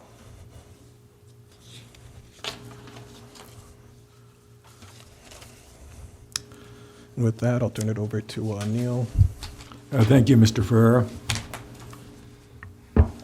Unfortunately, Eric from Morton just couldn't be here, scheduling conflicts, but I've had more than a few conversations with his folks. They're probably very sick of me at this point. But we've taken a lot of time to work on this building. I understand the use is, I don't know, bland for lack of a better word, but again, we've really done quite a bit to make this building a bit different than it was originally So submitted. this is the west-facing facade. This is the road face. So I think the first thing to note is that this is a third-party rendering. The landscaping here is not representative of what's our landscaping plan. But if it were, you would see trees spaced out 30 feet, the sort of bioretention to the stormwater system, and then again, a dense bed of landscaping up against the building, again, to minimize it as much as possible. But back to the building. So again, these windows were placed, again, based on some discussion with the board to give the road face some interest. The returns, again, are in there, really inspired by the sort of sketches and schematics in the form-based code. We've created this bump out, so this is about an 18-inch separation between these two, again, to kind of break up the massing of the front. You'll notice there's two different siding colors, again, to accentuate that separation and really make it look kind of more like a traditional building. There's a stone wainscot that runs around the building. These are historical window casings with mullions, white PVC trim, really attempts to have some coastal grays here. I think additionally, I just want to say a Morton building, I think often gets sort of connotated with a steel prefab building, which they do a lot of, but they also do custom buildings as well. This is not a steel building. This is a wood frame building. It's post and beam. There's trusses. There's posts. Those are all wooden. They're 8 feet on center. If you looked at the cross section, again, I think it would look like a standard sort of wood framed commercial building. I'm going to take you to the sort of entry side here. So again, we have that differentiation of siding colors on the, what's the plan left here versus the main part of the building. Again, same wainscoting. We've got columns, again, clad with the same veneer, some large posts. So this signage is, I don't want to say it's invisible from the road, but it's hard to see from the road. So again, it's really intended to set this back a ways and sort of separate it from Main Road as much as we can. And again, this is our entry here, and behind this, you can't see this, we didn't do a rendering inside, but behind here are the garage door locations. So again, landscaping is not fully representative, not even close to representative of what we have on site. It's made so that you can actually see the building. I think we've done as much as practicable to try to get this building to conform with the architectural guidelines that are in here. I understand that promotes mixed use. This is not a use type that you would want residential above. But aside from that, I think, again, we really strive to try to get this thing to conform with the spirit of the ordinance. I'm going to close out here. So I've talked about the landscape plan, what we submitted there. Again, the goal is to provide as much screening as we can. I think Joe aptly talked about the grading differential. So the main building grade is probably on average 4 feet lower than the surrounding landscaping. So even a 4 foot or I think a 5 foot as the code cites tree provides I would say the equivalent of 9 foot of screening on day one. So that should really help mask this from the abutters on the east and northeasterly side. Again, we've submitted a lighting plan. The lighting plan is all warm colors. It's dark side compliant. It's really intended to be minimalistic, to provide the minimum safe level of lighting that's really possible for the site. And again, as Jonathan mentioned, the goal of the building here is to sort of mute it as much as possible to minimize the sort of visual impact to the abutters. And I think finally, we would welcome the opportunity to hear and perhaps respond to some of the abutters' comments once that concludes. Thank you. Thank you. So now I would like to open up the public hearing, and after we hear from the public, then I'd like to call on Ashley to summarize her memo and make any recommendation she'd like to make for further action. But let's hear from the public at this point. Mr. Hardy, can I just ask a question of Yes, Mr. of Ferrara, course. please? Mr. Ferrara, what was that EPA study that you cited, please? Economic impact analysis of proposed other solid waste incinerator regulation, 1999, and then in that study, that is the quote. Study done in 1999. Yes, it was a study done in 1999. If you can remember what cars were like in 1999 and what they're like today, 1999 is the worst case scenario. So that study, gosh, where are we here? It's a bit old, yes. So the new crematories are even more comments. modern. Just back to me, Okay. please, all right? So economic impact analysis of proposed other solid waste incinerator regulation, 1999, and then the line itself in that study comes from another study, which is Gaudet, 1999, also published by the EPA. Thank you. Thank you. So now I'd like to call on Richard Danner, 16 Miles Avenue. And Mr. Danner, if you could come up and speak into that mic. You can sit if you'd like, or you can stand and speak into that mic, but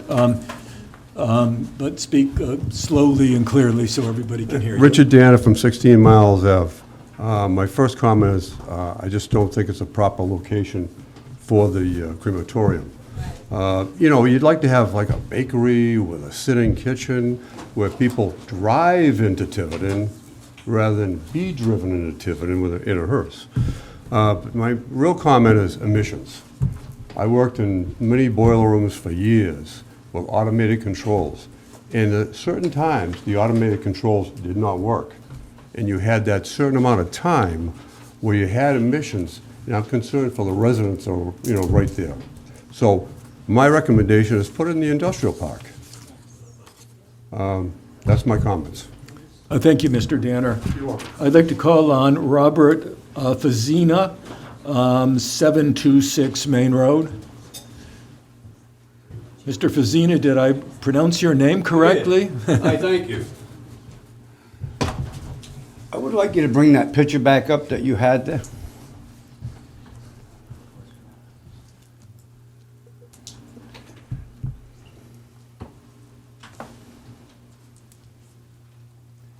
That's the one. They're showing you a nice, pretty building right there with a bunch of trees behind it. This is what stands behind it, not a bunch of pretty trees. Okay? There is your property line. There's my house. Second floor window is my grandson's bedroom. You're gonna put a 30-inch stack on that building, even with his bedroom window. No. Okay. You got residents, okay? Let me see your photo. Right, there's the property line. Yeah, I thought that was you. Okay? Here's adjacent houses. Okay? To the opposite side. Okay? They're not showing you this. They're showing you a pretty building. Okay? This lives right above that stack. That is my concern. That little girl that lives across the street, 50 feet away, she left. Okay?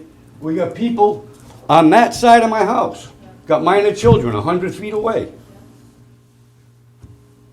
I have a concern. The other concern I have, I don't know if those plans were approved, but I'd like to know who allowed the encroachment of my property on the north side of my driveway. Because you're gonna cut into my lawn on the north side of my driveway. Nobody said a word to me. Nobody sent me a letter. Nobody sent me a letter of zoning. When was the meeting? It was zoned in November. I never got a hearing meeting, a letter. Why? I was never notified. I have a problem with this.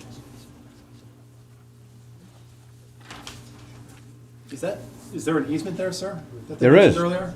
To the existing driveway, not to my yard. They're gonna encroach on the grass on the north side of my property to gain what they need for their box. That's not gonna happen. I've already spoken to my lawyer.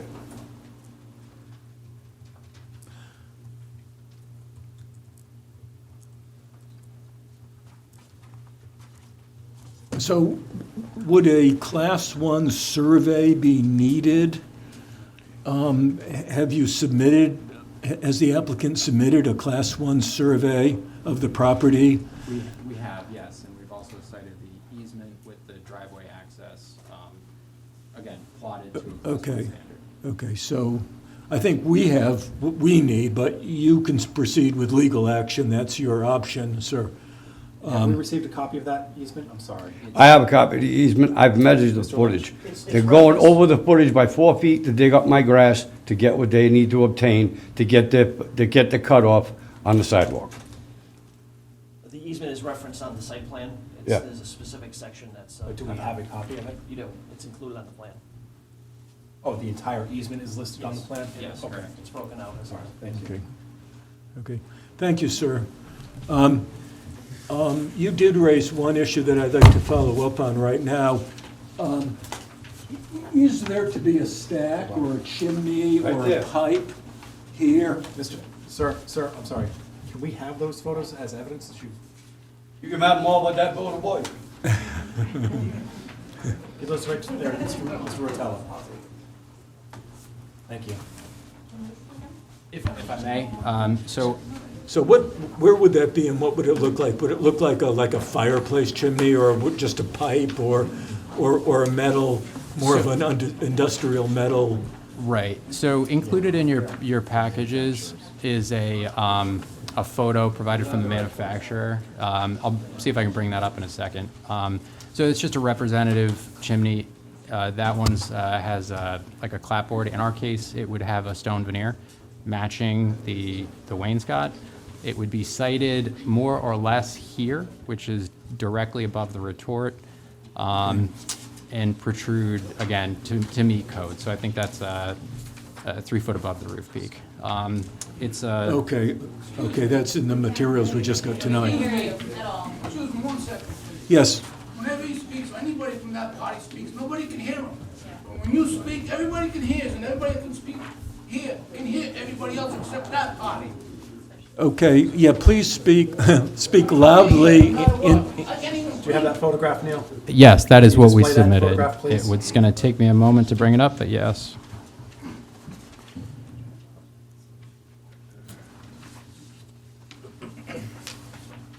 And the stack is on the eastern slope of the roof. I'm going to go back for a moment. So first off, this is a photo that was submitted in the packages here. Again, this was provided by the manufacturer. The finish is not representative of the finishes that we have, but it's just intended to show the approximate diameter and height of the chimney itself. Okay. Going back to the rendering, see if I can find the right one here. No, that's fine. The rendering have it. Right. So it's a third-party rendering. It's intended to show the architectural finishes and general finishes of the site. If you would please not speak out of turn. Everybody will have an opportunity to speak at the mic, but we can't let this get out of control. This is what they rendered. Right. This was what they deceived the town with and rendered. Right, but we now have more recent renderings, which are in response to some of the comments that we made. Excuse me, sir, don't speak out of turn. Now I'd like to call upon Theodore Melikas, and that's 116 Hambley Road.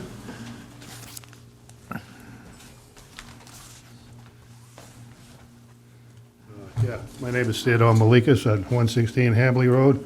I've lived in the property for probably about 36 years or so. Poor choice of location.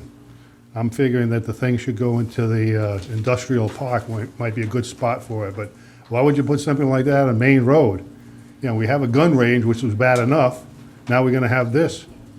You know, to me, it's not something that needs to be done there, because, I mean, there's other places that are a lot better suited for this. So that's my thoughts on it. Thank you, Mr. Malikas. I'd like to call on Daniel Shea, 130 Grinnell Avenue. Mr. Shea has already provided us with a letter. Greetings. Daniel Shea, 130 Grinnell Ave, professor and chair of mortuary science, licensed funeral director, embalmer, crematory operator, and cremation service provider. I do echo all of my neighbors' comments and the accuracy of that, but my objection is of a technical nature. Of the parking that is proposed is not adequate for what will come to Tiverton. So they are accurate that you will have on a daily basis a few funeral vehicles coming and going, and that is completely accurate. But the South Coast area does have a significant or high population of Buddhism, predominantly Cambodian and Laotian. Beautiful services if you ever get to see them, but they do attract processions in excess of 100 vehicles, and talking to my colleagues lately, they've been seeing in the 200 range for vehicles.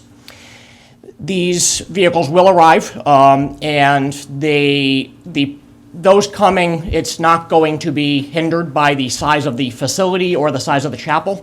They will occupy the outside perimeter, the parking lot, the yard around that, and they will send in the oldest son and usually a small amount of family members into that chapel so that the oldest son can press the button in order to activate the cremation. Again, a beautiful service, it's part of their religion, but you are talking a very large attendance that will arrive and take over that area in excess of those vehicles. So you're gonna have to be able to accommodate the people attending, but you're also going to have to accommodate the vehicles. When vehicles arrive to a funeral, they are arriving in procession, which I'm sure most people are aware of, but that also means that vehicles have to come in one way and go out the other, because you can't back all those vehicles out if they all pull in. The other factor that does come about with this is, with a normal procession, with a crematory that is placed within a cemetery, it is tradition, or logistics rather, that the funeral director go the long way around the outside of the cemetery and then come back to the crematory. That brings the tail of the procession within, gets it off of the main street by bringing it in. That's just a logistical thing, which does limit issues on public traffic. On this, I guarantee 100% you are about to have traffic on Main Road parked along both sides in order to accommodate this. Thank you, sir. You're welcome. I'd like to call on Christine Carlisle, 55 Hambley Road.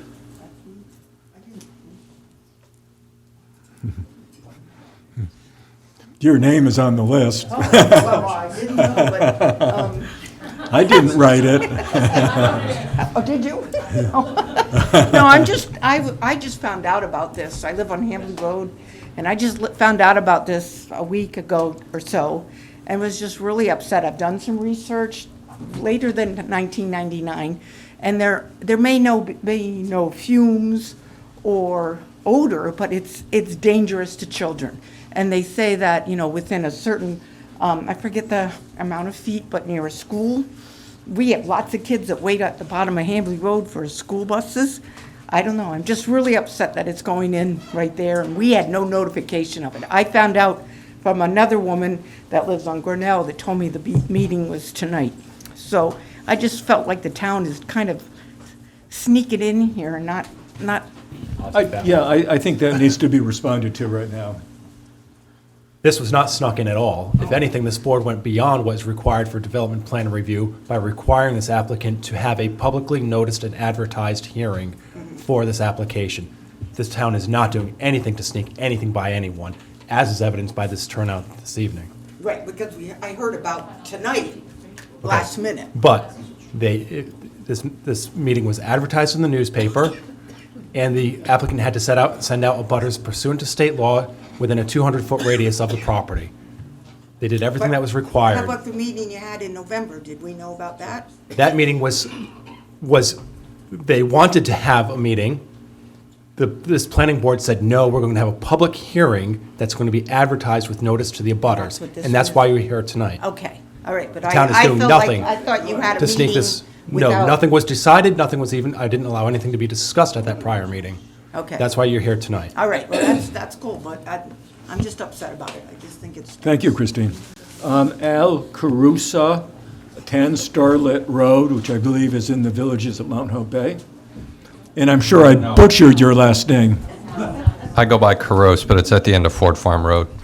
That's where right. Starlit is, yeah. That's right. It's beautiful. You have Well- the most wonderful view in the town of Tiverton.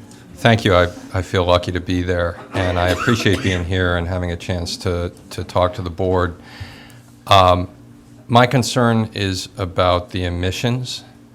I'm a primary care physician. I'm an expert in primary care. I practiced primary care for 20 years. I've been board certified for 30 years. I've testified before the U.S. Senate on primary care. I have a faculty appointment at the Brown School of Public Health. What I want to ask the board to consider is that this facility is almost kitty corner from a primary care practice, which sits at the top of Ford Farm Road. And I can tell you from doing this for 20 years that there will be people walking across that parking lot, stooped over, shuffling, pulling their oxygen, taking 5-10 minutes to get from their car to the front door, because that's what primary care practices do. And I've been inside that practice, and I know the team that works there. I'll disclose I actually work for Lifespan, but I'm here as a private citizen. And so when I worked for 20 years in primary care, I got to know all the rescue guys in East Providence on a first-name basis, because you take care of sick people, you call rescue, they come to take them to the hospital. These people are going to be really close to this facility 5-6 days a week. These are incredibly frail individuals. So I'm sympathetic to everybody here, but those people in that parking lot are most at risk. And there's a lot of controversy about the emissions. Other countries publish different information. It's a great study in Canada, talks about all the science about it and the regulations around the world. We could share that with you. That I would would actually be pause. very helpful if you could perhaps share that, and I'll make sure that every member of the planning board gets a copy. Thank you. Doctor, I'll figure out how do to you have do those that. studies with you this evening? It's just on my phone. I can Okay. figure out how to send it to you. But the point is really not just about the science of the emissions, although a lot of international bodies take it seriously. But it's that this is an exquisitely bad location. And I know, because I've got a boat, that the wind blows out of the southeast, not rarely at all in the summertime around here. The wind will often blow over that building into that parking lot. And these people are sick to the point of needing the kind of care I'm talking about. The people Having going to rescue the call. primary care physicians. Yeah. Right, but what evidence do you have about the emissions from this type of facility? That's what this board needs to make a decision. And we have to keep in mind that this is a permitted use by right. I understand, but I guess what I would say is, and I'm not an expert in environmental admissions. I'm an expert in primary care. But the location is just so exquisitely bad because it is so proximate to this facility. And there's no question that that practice will take care of people with that level of illness. I think if you want to look for evidence on this, Doctor, and I think maybe you should. I'm just trying to get this board to have facts that it needs to make a decision. So I'm waiting to hear, and maybe I missed it, but how is this facility, this use, going to affect the patients at the primary care physician's office? It could make their breathing more difficult in the parking lot. It could make them smell things that make them anxious. I mean, I've seen respiratory patients decompensate just from anxiety too. But so the question that I can answer is that if there is any legitimate risk of emissions, if there's any question about that, and I think there is, and I think that, so my answer to your question would be, knowing that you are so proximate to an at-risk population. And I would tell you that this is a population, if there actually are emissions, if there are bad smells, if there are these different, plastic partial combustion byproducts that some of the papers cite, if any of that's in the air, then I can tell you medically that's a problem. Now, if you want to establish whether that stuff is actually in the air or not, I would suggest that you try to dig harder with experts on that topic, and I can give you a reference to a paper or two, but I'm not that expert. But it wouldn't take much to get some credible, expert scientific literature on this. This board needs that evidence tonight. And don't forget, they are regulated by the DEM regulation as well. So how do we get around that? I understand, but I would ultimately think that this is enough of a risk consideration that you would want to hit pause. If the answer is you got to prove that there's a serious risk in the next half an hour, I would change that question to the board and say, knowing that there is a highly fragile, medically at-risk population proximate to this, if I were sitting on this board, and I don't mean to sound presumptuous, but I would want a deeper dive on the technology of emissions. Because I don't know if anybody's thought of this. Nobody else brought it up here, but this is right next to that parking lot. And that wind blows in that direction quite regularly. We can pull stuff that, there's people all in this room who have looked at the stuff online, the various scientific papers, and I think some of it's compelling. These guys have different references, but that's how this kind of question gets worked out.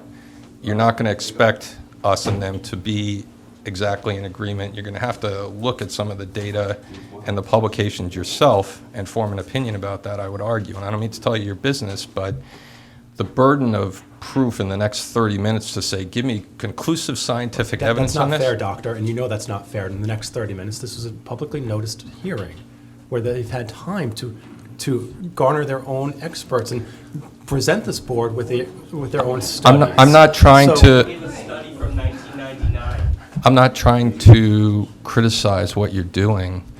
I'm just trying to think, and I'm also not an attorney. I'm trying to argue in the interest of the public good, in the interest of public safety, that this may not be a question that can be answered tonight. But and make no mistake, this board is very concerned about public safety. I'm not implying you're not. Honestly, in fact it's heartening to watch you guys do your work. So I'm not casting aspersions. I'm just trying to make an argument in the interest of those patients, because I've taken care of people like that for 20 years. I know how fragile they are. I appreciate your comments, sir, and we're taking those very seriously. Thank you. I'd like to call upon Jonathan, and I can't read Jonathan's last name. But Jonathan, I can't read the street address either. Jonathan. I'll try to say it. I've been having to deal with this since I was a kid. Plazanja. Jonathan Plazanja, 11 Starlet Road. Also blessed to be new residents in Tiverton with a great view. I would say, look, there's no question. Thank you for this opportunity. I also just found out about the meeting, and no one's casting aspersions at you, Mr. Romano, and your work. I don't think there's any question that the work that a funeral home does is a great service. Caring for the dead is a great service. Sending people off and the loved ones that are left behind is a fabulous thing to do. I think the real question is, why should that come at the expense of the living? When you have other opportunities here in this town, you have room to put this facility, which is a crematorium and not a funeral home, in another place. As my neighbor, Mr. Kuros, said, there are studies, when these gentlemen, the other Jonathan referenced a study from 1999 being the best example for the defense of crematories, and yes, they've come a long way since then. There are studies from other countries as recently as 2020 in Canada, our neighbors to the north, and in Europe, and even in China, which is a filthy country, showing that fine particulates and other materials are detectable even with the latest, quote-unquote, state-of-the-art filtering material. So I think the question for you guys is, as members of the planning board, we're talking about burning bodies, but what might potentially also be going up in smoke here is some of the home values of people who bought beautiful properties here in Tiverton to live in this beautiful community that you guys have. So I would just ask you to reconsider the location, not necessarily a crematorium itself. That's an important thing, and like you guys said, it's a more modern way to deal with death. So more and more people are going to seek it out. Thank you for this opportunity. Thank you. And Steve Hendrick, 31 Starlet Road. Yeah, thanks for the opportunity to speak a little bit here. I'd like to echo the concerns about emissions. My wife was reading about what happens when a body is burned. And there's a significant concern about fillings and mercury and the old silver that was used in fillings, and how 1 gram of mercury, if it goes up into the air, and dispersed through an incineration process, can create a toxic air cloud. And I don't know the specifics about this, but it hasn't been mentioned yet. When bodies show up at this facility, are they going to have the fillings in their teeth? Are they going to have pacemakers inside? Will they have other kinds of non-human components inside of their bodies that are going to be incinerated? And what happens when that takes place? Does that create its own kind of toxic gas that can get past filters and create problems for people nearby? I don't know the answer to that, but I think that's an answer that we need to get. I also, no one talked about noise. It seems to me that if you're going to be burning a body, there can be probably quite a bit of noise generated as a consequence of the flames. I mean, I'm hearing you have to have 1,600 to 2,000 degrees to incinerate a body, and that kind of electricity or gas or propane probably, when it burns, will make a fair amount of noise. The question is, has that been considered, especially for abutters, because it takes, with what I read, about 2 hours to burn a body completely. If that's the case, and multiple bodies are being burned per day, so you're going to have this facility running its crematorium for, a good part of the day. So I think that needs to be considered, especially if you're an abutter. I echo the concerns about property values. I think that I'm all for having crematoriums, but I think putting them in an appropriate place makes a whole lot of sense.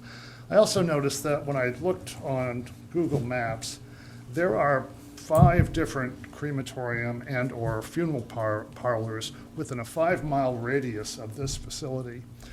Quite a couple in Fall River, one in Portsmouth, one in Bristol.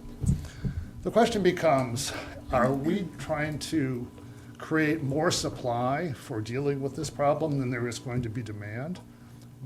And I'm not sure why there is such a compelling need when we already have facilities nearby, why this needs to take place in addition to what's already available. And I think those are my comments. Thanks very much. Thank you, Mr. Hendrick. That's very helpful. Nadine DeMello, 69 Ford Farm Road. We have a whole family here. Good evening. My husband will be speaking after me, I think. I don't know. Well, there may have been a public meeting advertised or talked about. We are busy running a business, working. We don't normally follow planning meetings, we'll be honest. Like our neighbors, we found out this past week about this. A lot was spoken regarding aesthetics of this building, but not much was talked about the environmental impact, including a missed chimney. How could that be missed on a on a photo? What about filters? Nothing was spoken about what kind of filters are filtering out potential mercury. I have mercury fillings in my mouth. People are reaching an age they don't have dentures. They're dying with their teeth in their mouth with mercury fillings. The EPA 1999 regulations, sure, let's I don't know, use that if we need to, but the proximity to residential, healthcare, as was already spoken, but childcare. There's a daycare right down the street where, what's it called? I didn't go there. Little Willow. Willow, yes. Little Willow resides. And, okay, let's say this is built. Let's say all of us here tonight don't make a difference. Don't let you hit pause on this so we can talk about this a little bit more. Who holds them to compliance? Who holds them to compliance? What if we are smelling fumes? What if we are smelling things?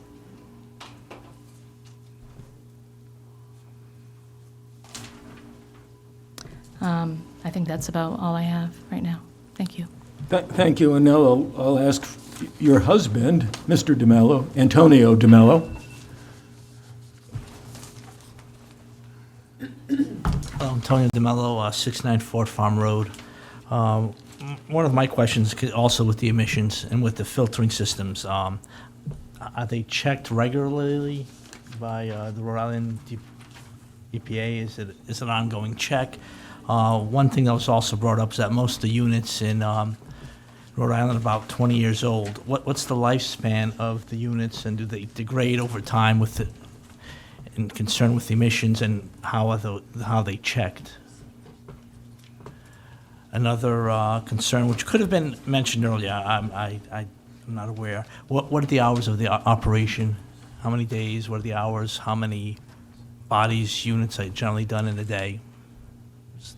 Things along those lines. And I will give the applicant an opportunity to respond to some of the points and questions that have come up after the public has had a chance to speak. So thank you, Mr. DeMello. And I'd like to call upon Linda from 11 Starlit Road, and I can't make out your last name. It's his last name. What happened to the good old days when we had to take penmanship in 3rd grade and 4th grade? At least I can write in cursive. My last name is Plazanja, my married name. You don't want my old name, which was Bisacha, and that would have given you just as much trouble. So thank you for your presentation. Thank you for inviting us here to chat. We are new to Tiverton, September. I really have a unique point of view, I think, because we moved here from Newton, Massachusetts. Newton, Massachusetts has a crematory. It is situated in a very old cemetery that happens to be in a residential neighborhood. And I know this because I worked for the mayor of the city of Newton for 4.5 years as the citizen assistance officer, which is a chartered position very akin to an ombudsman. So I would hear from residents when things got rough in their neighborhoods. I can say without equivocation over the 4.5 years I was there, that we had many problems with the crematory, and we had many problems with particulates. We had problems with odors, and depending on the wind, depending on the atmospheric conditions, whether it was raining, whether it was on a beautiful sunny day, we didn't have a lot of trouble. But on days where it was raining or windy, and I've learned a lot about your wind here, you have a lot of wind here. On days when there was a lot of cloud cover, I would hear from people in a half-mile radius of the crematory saying that they couldn't breathe because of the stench. And they called it a stench, and they called it many more things that I'm not going to chat with here. It was unsettling to people to have to smell burning remains. I thought that I would come here and let you know that in spite of the best technology, in spite of the best attempt to not disrupt people in their homes, in spite of all of that, there are going to be times, and this did happen, especially in the summertime, when the odors are pervasive. There's nothing you can do to dissipate them until the weather changes. And there are particulates that actually do fall and are visible. So I just thought I would let you know that as a person who used to report to and make statements to planning boards and other entities in the city of Newton. Thank you. Thank you. And that concludes the people who signed the sheet. I will take additional comments from anybody who raises their hand, but I'd just like to say two things right now. Whether the planning board likes it or not, we have no choice but to permit a crematorium in this particular zone, because our zoning ordinance governs us. In our zoning ordinance, which has the force of law, it makes it very clear that a crematorium, and I can read you the reference right out of our zoning if you'd like, it's in the use table, a crematorium is a permitted use. End of discussion. Now, should it be there? That's another discussion. We're not having that tonight. But I would just remind everybody in this room that our zoning ordinance is out of date, it's badly broken, it's inadequate, it does not protect the town of Tiverton based on the town's own comprehensive community plan, and the town never seems to find the money to hire the experts to clean up the mess that we call our zoning ordinance. But everything the applicant has said is absolutely correct. It is a permitted use, end of discussion. It can go on that site. The second thing I'd like to say is the planning board cannot second guess a permit or a license that's issued by the state of Rhode Island. It would be laughed out of court. We would make a mockery of ourselves if we tried to say, no, DEM, you made a mistake. You shouldn't have issued an air operating permit for that facility, or you shouldn't have issued a RIPDES permit for stormwater management, or you shouldn't have granted a physical alteration permit for the curb cut because it might trespass on the neighbor's lawn. We can't second guess any of that. We don't have that authority. Sometimes I wish we did have the authority, but we don't. So that's a discussion for another day. So I just wanted to remind everybody that we are constrained.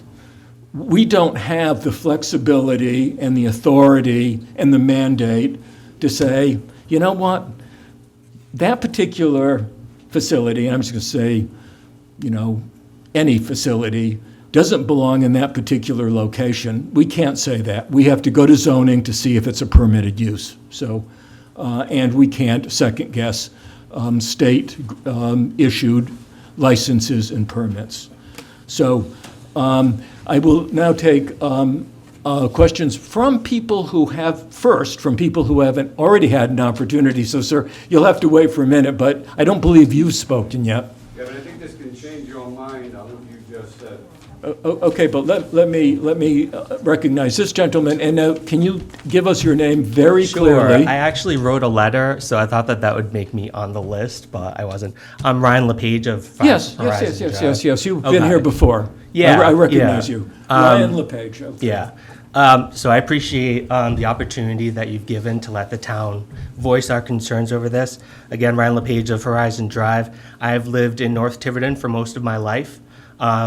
My parents had a house on Pocasset Avenue, which is at the abutting street for the proposed location. I remember going down to Don's Barber Shop when I was a little kid, walking down, $5 haircuts. And that's what that zone should be used for. I know that it has complete permanence.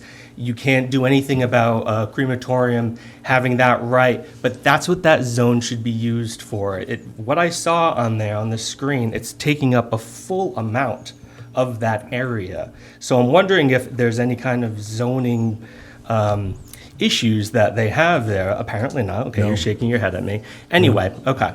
So anytime I didn't live in Tiverton, coming back home, driving down Main Road, felt like coming home to me. My wife and I are high school sweethearts. We're both from Tiverton, and we moved back here 5 years ago to raise our family. We've been pretty disappointed in the decisions that our town's made for development in Tiverton. We've got an area across from Pocasset now raised to create a self-storage facility, got a shooting range on Main Road, a casino, and not one but two Dollar Generals in lieu of creating more opportunities for small business. The latest addition, we all know, a crematorium that has the potential to release dangerous levels of chemical toxins, including mercury from pacemakers and from fillings that we've already talked about, to the nearby neighborhoods and anyone walking the street. My main concerns with this building are twofold. First, and most importantly, the potential release of toxins. Regardless of what the developers have told us tonight, there are no federal rules or regulations on emissions from crematories. The EPA intended to regulate the funeral industry, but they were lobbied to be removed from the solid waste incinerators category and have not been placed in another to be regulated. Also, as we learned tonight, the data on crematory emissions is very old. EPA standards today are based on data collected in 1999 on the emissions from only one crematory. My second concern is the visual impact and the loss in property value this facility will have for the abutting properties. There are already reports from citizens that live near the Rock Street crematorium. So again, we'll have two crematoriums in this town that state that they could often hear the furnaces kicking on and have smelled foul odors. How does that represent growth and a sense of community if it's located on our main road in town? How will that make our families feel when they're driving or walking past it? A majority of the citizens do not want this on our main road, and while North Tiverton has lately been the dumping ground for commerce in this town as of late, I'd like to think that this planning board would maybe draw the line at approving a building that burns corpses 50 feet away from where our children ride their bikes. That does not feel like coming home to me. Thank you. Thank you, Mr. LePage.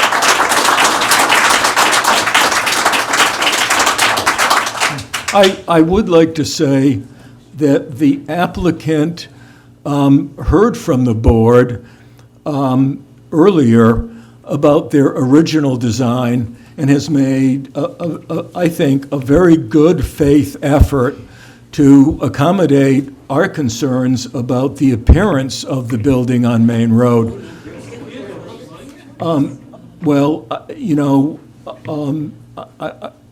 I see where you're coming from, but we can only, we have limited options to amend this application.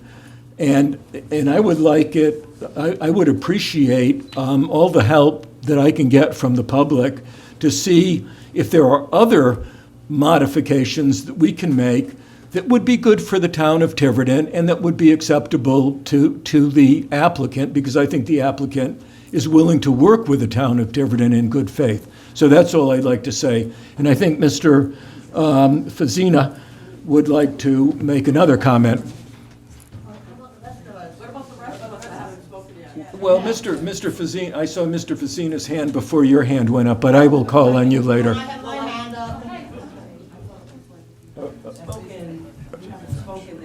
Okay. Yes, Jamie, we'll call on you. About the law of public nuisance. It constitutes that a facility, example, polluting the atmosphere with smoke or dust may constitute as both public nuisance enjoyable at the behest of the municipality and the private nuisance accountability. I'll give it to him. And what document are you reading from? Zoning and law of nuisance. In the town of Tiverton? Federal. No. Federal? Okay. Well, this is a legal issue. We'll have to consult with our legal counsel with regard to what we can do and what we can't do. I know Jamie French wants to speak, but I think that These other people had their hand up before. they had, yes. I'll be brief. I know it's a long time. I wasn't on the docket there. And remember to state your name and your address. Cheryl Morgan, 387 Anaquacket Road, Tiverton. I know that we've had a lot of discussion here about the physical effects, and I know that the quantity of letters may not accurately represent the level of opposition, and using words like property use and proposed use kind of reduces the human factor of really what's going on here. So I'd like to talk a little bit about the psychological effects.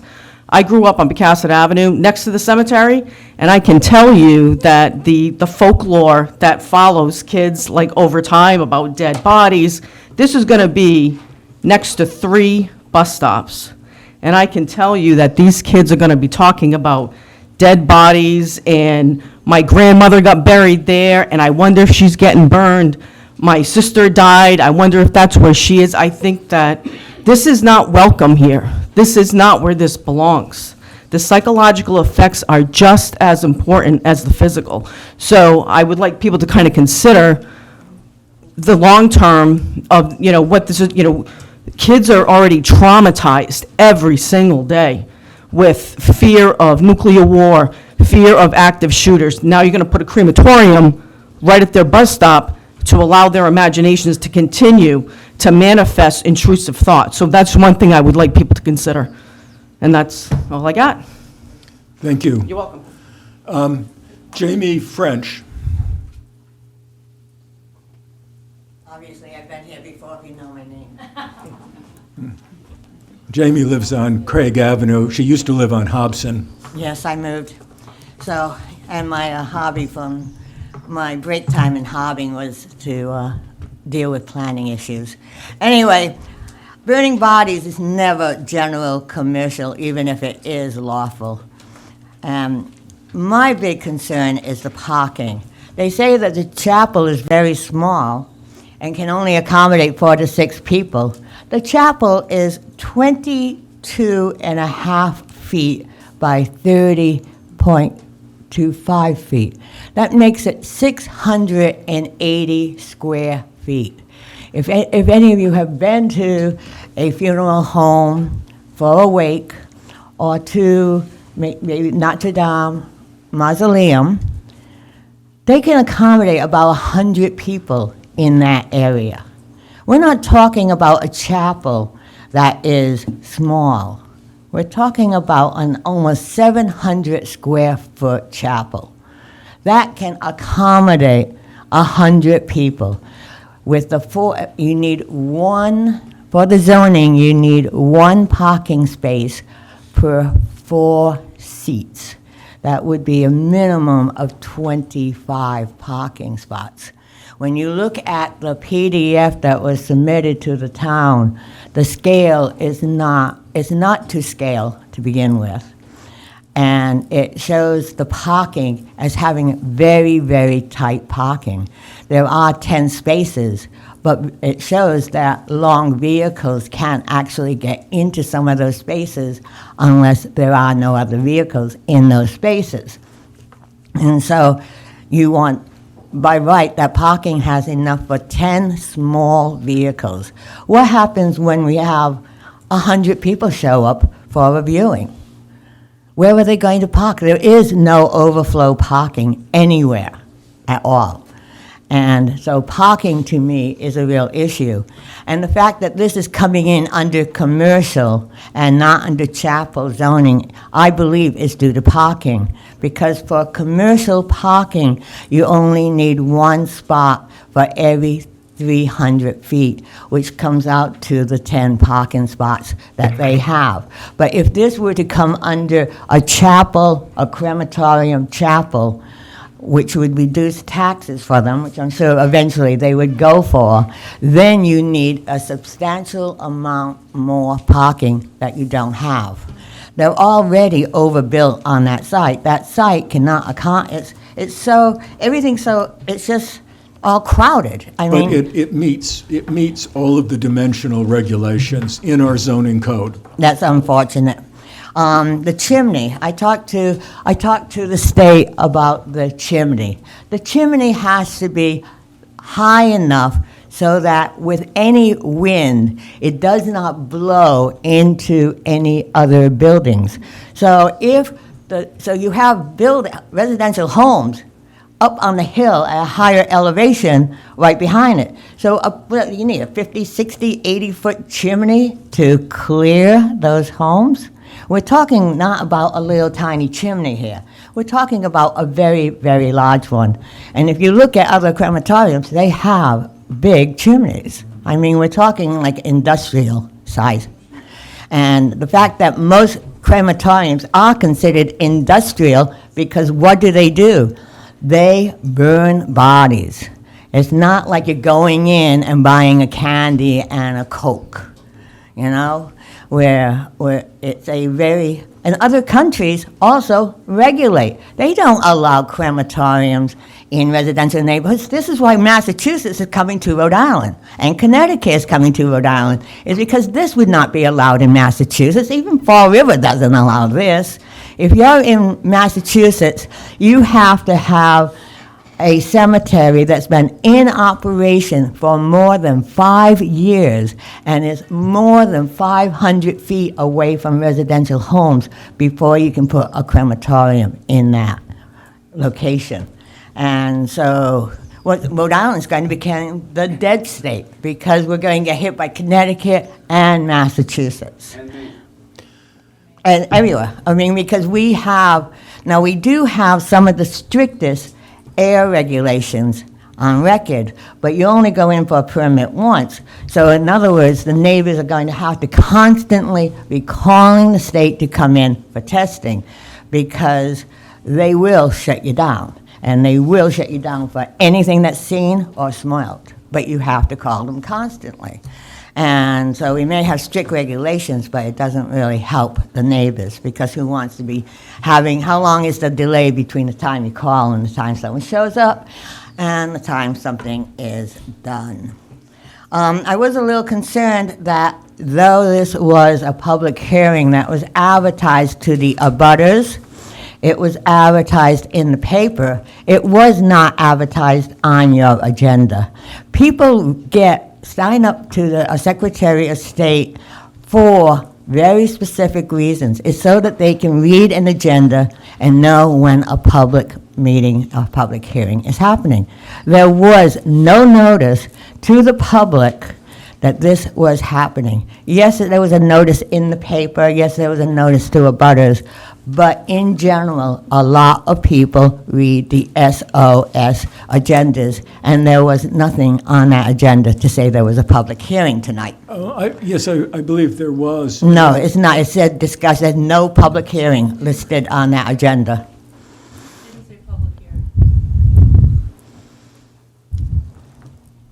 What they're referring to is under the identification of petition, it says Major Land Development Zoning Ordinance, Article 20, Development Plan, Review, Site and Development Design. We usually identify further public hearing. It doesn't say that there, but it does state under action, discussion and possible vote. Yeah, but discussion means with you guys and not with us. That's not true. Okay. I think the notice is proper at the end of the day. Yeah, I apologize to the audience for that. I didn't pick that up. I do proofread the agendas, and I just didn't pick that up. Yes, because you might have had a lot more people here if it had actually been shown that this was a public hearing. Discussion creates critical thinking, so at least we're talking. What we haven't discussed is the carbon footprint. In order to burn a body, as it was said, you have to reach very high temperatures for an extended period of time. And I can't remember, I read it a couple of weeks ago and I don't remember, and it jogged my memory tonight, but the amount of carbon is incredibly significant when you're burning a body. It's like everyone in this room driving around in circles for like hours with their cars. What? And so you have this carbon footprint. So crematoriums are actually not considered green. They're not considered healthy just because of the emissions of the fuel, not counting the burning bodies. And they probably will be very short-lived, especially since we're going natural gasless. And if there's no natural gas, there is no crematorium, because that's what we're using, right? Because we're not going to be using wind power to burn bodies. And solar we know doesn't get, anyway, so there's piles of information about the emissions being bad. And one of the problems with the emissions is that the kind of emissions that come out of the stack are the kind that are absorbable into human tissue. And so, yes, you begin absorbing all these toxins, but they're cumulative and they're carcinogenic. And so over time, so if you're a little kid growing up with this, after a while you become toxic as well. And that is going to relate to health in our community. And I don't think if the one on Rock Street were to reopen, and we have this one, we will have 17% of the state's crematoriums within 1.5 miles of each other. So we are kind of, I think just alone on the parking, this should be denied, because there should be no relief given for parking, because we're not giving relief. They meet the zoning requirements for parking. They do under commercial, but they keep saying that their chapel will only accommodate 4 to 6 people.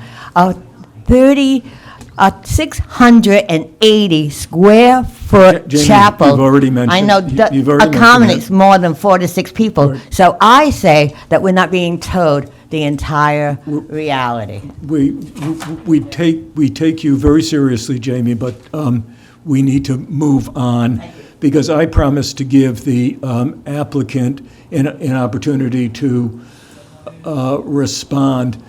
I see 2 hands raised. Will that be about it, or do we have 3 people now who want to speak? because it's after 9 o'clock and we have a much longer agenda to deal with. I'm just wondering if we shouldn't continue this public hearing. That's going to be up to the applicant, Mr. Hardy, because of the time clock. Yes, you would have to extend the time clock. It's up to you. Would you like to respond now, or would you like me to take some more questions and then call upon you to respond? And while we're doing that, maybe you can think about how you would like us to handle this going forward. Because I think I can say that because a lot of material was given to us just tonight, or last night in the case of the memos that, the memo that Ashley did, and because, and for other reasons that I won't go into now, it's unlikely that we will be prepared to approve the preliminary plan tonight. So you can think about it. I guess it's up to you. Well, maybe it's up to Mr. Ferreira to make the final decision, but the ball is in your court. So would you like me to take? I think there are 3 additional people in the audience who would like to make a comment, and then I will call upon you to respond. Yeah, that's fine. Mr. Chairman, Okay. we're happy to respond to any questions Okay. that the board has when we get to that point. So I will take 3 more questions, and then I will either close down the public hearing or continue to the public hearing to a later date, depending on what the applicant would like to do. So do we have somebody coming up to the podium? You're closest, so you can come up. And then you, sir, you can come up next. There's a lady there who's raised her hand about 6 times. I don't think you can see her behind the I post. can't see her for the post, but yes. Sorry. Okay, you're next. Okay. Hi, I'm Kay Hendrick. I'm from 31 Starlet Road, and my question is really to the board. You basically have told us that we have no choice on this, that this is going to go ahead. So I want to know then, what is our recourse going to be when there are fumes, when there are odors, and when there are a lineup of 100 to 200 cars that have no place to go? What is our recourse going to be then? I think about things like that a lot as I see some of the development that I think is inappropriate development, certainly inconsistent with our comprehensive community plan going forward. So yes, but again, the only way we can fix this is to fix our zoning and to get a zoning code that will make sure that development proceeds consistent with the comprehensive community plan and that things are put where they belong. So that's all I can say to you. So we have no recourse then. And- So if this is not what they say it's going to be, No, and you- there are lots of problems that come as a result of this. When we make a decision, we will post a written decision, hopefully on our website, but at least in paper form, right here in Town Hall at the bulletin board, and I think also at the library. We'll post a decision, and then you will have, I believe, 20 days to file an appeal to that decision. And and that appeal will first go, I believe, to the Zoning Board of Review. And if you don't get a good answer there, then you can take that appeal to Superior Court. Did I get that right? The appeal process is correct. Your other recourse, however, and there has been no decision made by the board, Mr. Hardy was merely expressing the constraints that the board is faced with. I understand that. I'm just Okay. wanting to say, So- if that were to happen, what Your other what our recourse, recourse is going as to Ms. be. French and others may have pointed out, you have the Rhode Island Department of Environmental Management as to emissions, as to parking and traffic issues, you can address that with the police department. All right. Those are just two that come off the top of my head. All right, thank you. Thank you. And now, the person who has been trying to speak and who I keep ignoring. Linda Beaupre, 15 Summerfield Lane. I'm not a public speaker, but I do want to reiterate this gentleman's point about the traffic. Are these people being honest about the cars that will come to this facility? Will it be 100 people, 100 cars, 200 cars in that small area? Was there a traffic study? Was there something like that that can at least bring out that point? And my last comment is, it's 2023. Nothing against you guys, but no one reads the paper. If we could get it on social media or something, we don't, go to the library to read the Post, or, we have to get, if you want the word out, if you want the public involved, use social media or something else. The newspaper isn't doing it. Well, we've been talking about doing a lot more with our website, but I'm not sure even that would, reach a lot of people, but we are thinking about it. We actually have a project going. I just wanted to respond and tell you that I emailed you you asked me about the data that I was referencing you. I got the email from the gentleman I sent the study, so I hope you have a chance to look at it. Yes, thank you very much. Okay, there's one, I will take one more comment from you. Yes, come up and tell us your. So it's just for point of clarification, and maybe everybody else gets this, but the crematorium is going in or it's not going in? Is that already been No. decided? And it's just a matter of how big and how much parking and what the shrubs look like? We have to go through a specific. No, and I don't mean that in a. Let me explain a little bit about the process that we have to go through. We haven't made up our mind. I was simply saying that they have a legal right to build a crematorium on this site. But in order to make an affirmative decision to approve what we call the preliminary plan, and then a final plan would also DPR would but development plan review, but there's preliminary and there's final that we would have to go through. Just one. Development plan review, 65 days. So, but in order to do that, we do have to make findings of fact. And we have to consider also whether or not we would like to impose conditions.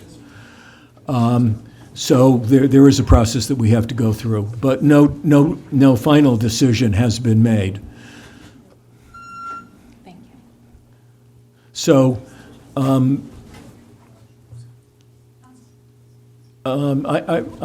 more, yes, certainly.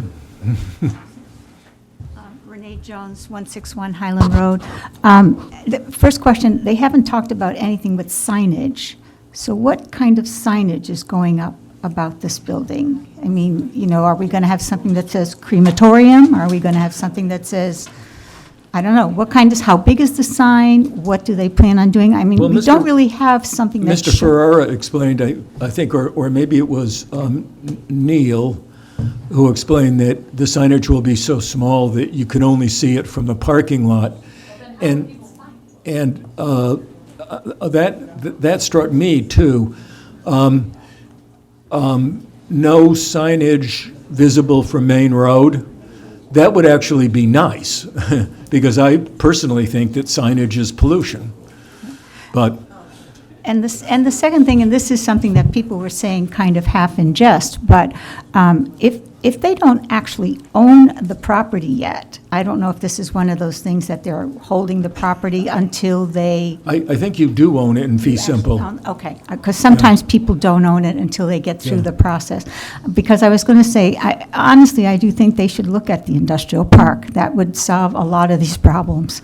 There's, Well, you know, I think a I made that property suggestion. exchange from the town. I think I made that suggestion when they came before us with a concept exchange. review. I know, a property exchange But- with the town would be something that they could do what they needed to do and not have to, I mean, it goes a long way to making things better with the town. Yeah, but I think I already made that suggestion, and the applicant has a right to proceed with this site. Sir, I will take one more question from you, just to prove that I am being very receptive to the audience tonight. Thank you. I'd like to tip my hat off to you guys for finding all these little places that you could put these places into. I have a family member that works for a funeral home. Sir, you didn't tell us your name. My name is Al Gonsalves. I live at 55 Brackett Ave. That's right, okay. I have a family member that works at a funeral home, and he's looking to buy a funeral home. And I said, how about a crematory? He says, no, around here it's not that feasible, because there ain't enough bodies that you're going to burn around here. They're going to come from somewhere else. And if you think that they're going to burn 1 or 2 bodies a week to make this feasible, they're not. They're going to come like a flock of ants coming around. Every day you're going to see people over there, and tons of people. And he says, the smokestack, when it starts burning, there's fans in there that blow it back into the furnace so it could burn, and then the smoke goes back out. If one of those fans malfunctions, you're going to get an odor. Not a little odor. You're going to get a little odor. And they're not going to fix them as much as you think they are. They say right now, because it's brand new, everything's going to be working fine. But when that thing starts smoking and 1 or 2 fans don't work, whether it's sunny, wind is blowing, you're going to get an odor out of that smokestack. And the only thing we can do is stay on our toes and call up and do whatever we have to do to stop these people from coming to our town and burning maybe 200-300 bodies a week. Thank you. Thank you, sir. All right, that, before I close the public hearing, I would like to ask the applicant. No, you're not closing something. No, I said before I close the public hearing, sir. I'd like to ask the applicant to, and any member of the team can speak to any issue they would like, but please speak into the mic and speak slowly and clearly so that the audience hears what you have to say. And I see Neil is coming up first. So, just obviously, these are complicated issues. There's benefits and costs to. Yeah. There's benefits and costs to any action, crematorium, cemeteries, et cetera, and we're obviously sympathetic and appreciate the turnout. We're also trying to play by the rules as established. I took a count. I'm just going to answer these. There were about 7 people who mentioned emissions, 4 that mentioned traffic, and I think 3 that mentioned industrial park, among a variety of other concerns. I'll try to hit them all one by one as expeditiously as possible. As far as emissions is concerned, again, the equipment will comply with the DEM specifications. I think that's about as simply as I can say it. I do have a sample permit I can hand over to the chairman. It's just something I looked at as part of my research. There's a handful of them that have been permitted for crematoriums, and they all are 4 pages or so. And again, stipulate the particulate matter, the carbon dioxide, the hours of operation, the records, et cetera. So that is something that is regulated directly by the state. And I'd like to also point out that if Rhode Island is like states that I have lived in the past, the permits are renewable every 5 years. So you don't just get a permit and go on for 20 years. You have to renew your permit, and then if there are problems, the state will catch the problems at that point. Of course. I couldn't find the specific time period that they're valid for. The 5 years was mentioned for record keeping, though. As far as traffic is concerned, I understand the sort of situation that was outlined with certain faiths that may have larger groups than I think is typical. I actually belong to one of those. I can speak from personal experience that I've attended funerals with a large number of persons in other parts of the country and crematory services with a small group of persons at a separate facility. And that is how this facility is intended to operate. And whether it's intended to or not, we have 10 parking spaces. It's a state road with no parking on the road.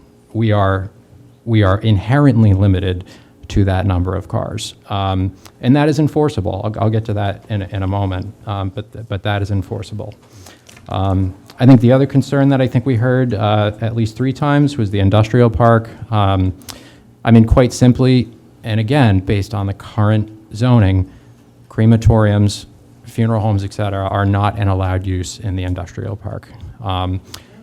Again, that's something that can be looked into outside of this meeting. Again, my opinion is it may not be, appropriate for a funeral home either, but that's neither here nor there. But at this current juncture, they are not allowed in industrial zones. Hours of operation, quite simply, 9 to 5. Just spoke with Jonathan a moment ago. That can be on the record. Again, that's enforceable.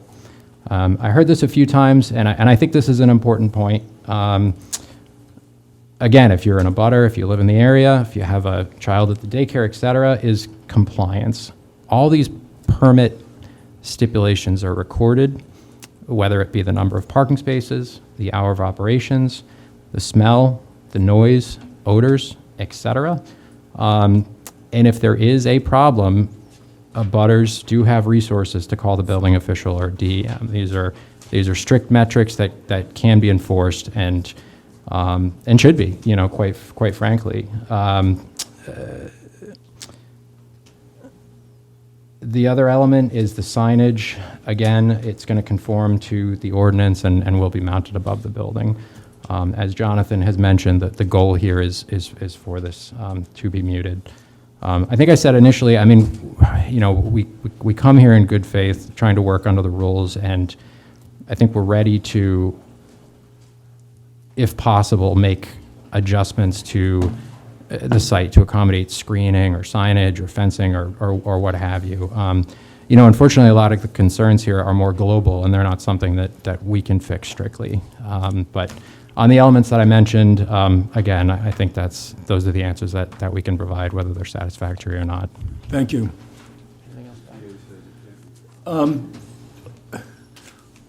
The public hearing is continuing. But I would like to hear from Mr. Ferrara, I guess, as the principal of Secundit Partners. How would you like us to proceed? We have a time clock that expires, I believe, on February 14. Therefore, we could bring you back for our regular March monthly meeting, but we would have to extend the time clock out to that period. Otherwise, your application would automatically be approved by default. And so that would force us then tonight to make a decision one way or the other. I'd like a little bit of time to consider what people in the audience have said. We've had a lot of information. A lot of issues have been raised. And some of the really important materials, such as the architectural design features, which I'm very pleased with, have just appeared tonight. We haven't seen them before tonight. So we haven't had a chance to look those over and think about things. So my recommendation would, depending on what you say, what you'd like to do, Mr. Ferrara, my recommendation would be to extend the time clock with the understanding that we will put you on the agenda for our March meeting. And when is our March meeting, actually? Do you know when that is? It's the first Tuesday, so it's March 7. Put you on the March meeting with the idea of actually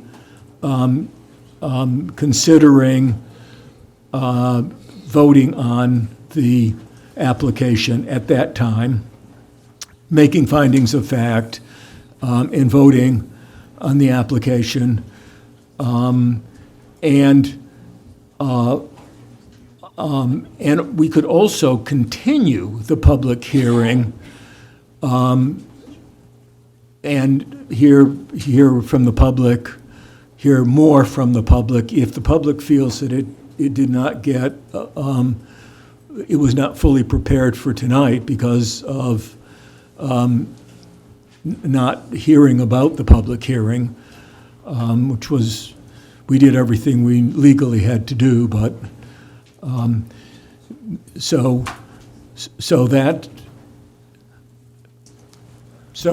how would you like to handle that? Mr. Chairman, members of the board, spoke to my client. We're more than happy to give the board time to address design issues. So if you have questions about the design of the structure, if you have concerns, we're more than happy to continue the matter out. We do object to continuing this out if we're going to have more hearings about whether or not a crematorium is an appropriate use on this particular site, getting into the regulation, the DEM regulation issues. I think that's a waste of time. It's beyond this board's jurisdiction. We have no objection if you have questions concerning your purview, which is the design of the structure. We'll be more than happy to give you the time to address those. But I would object to continuing the public hearing if we're going beyond that, the scope of the design of the structure. So speaking to my colleagues on the board, because I'd like their opinion on this, we don't have much wiggle room here. We do not have much scope to determine a lot of issues that have been raised tonight, because those issues are for state agencies to deal with.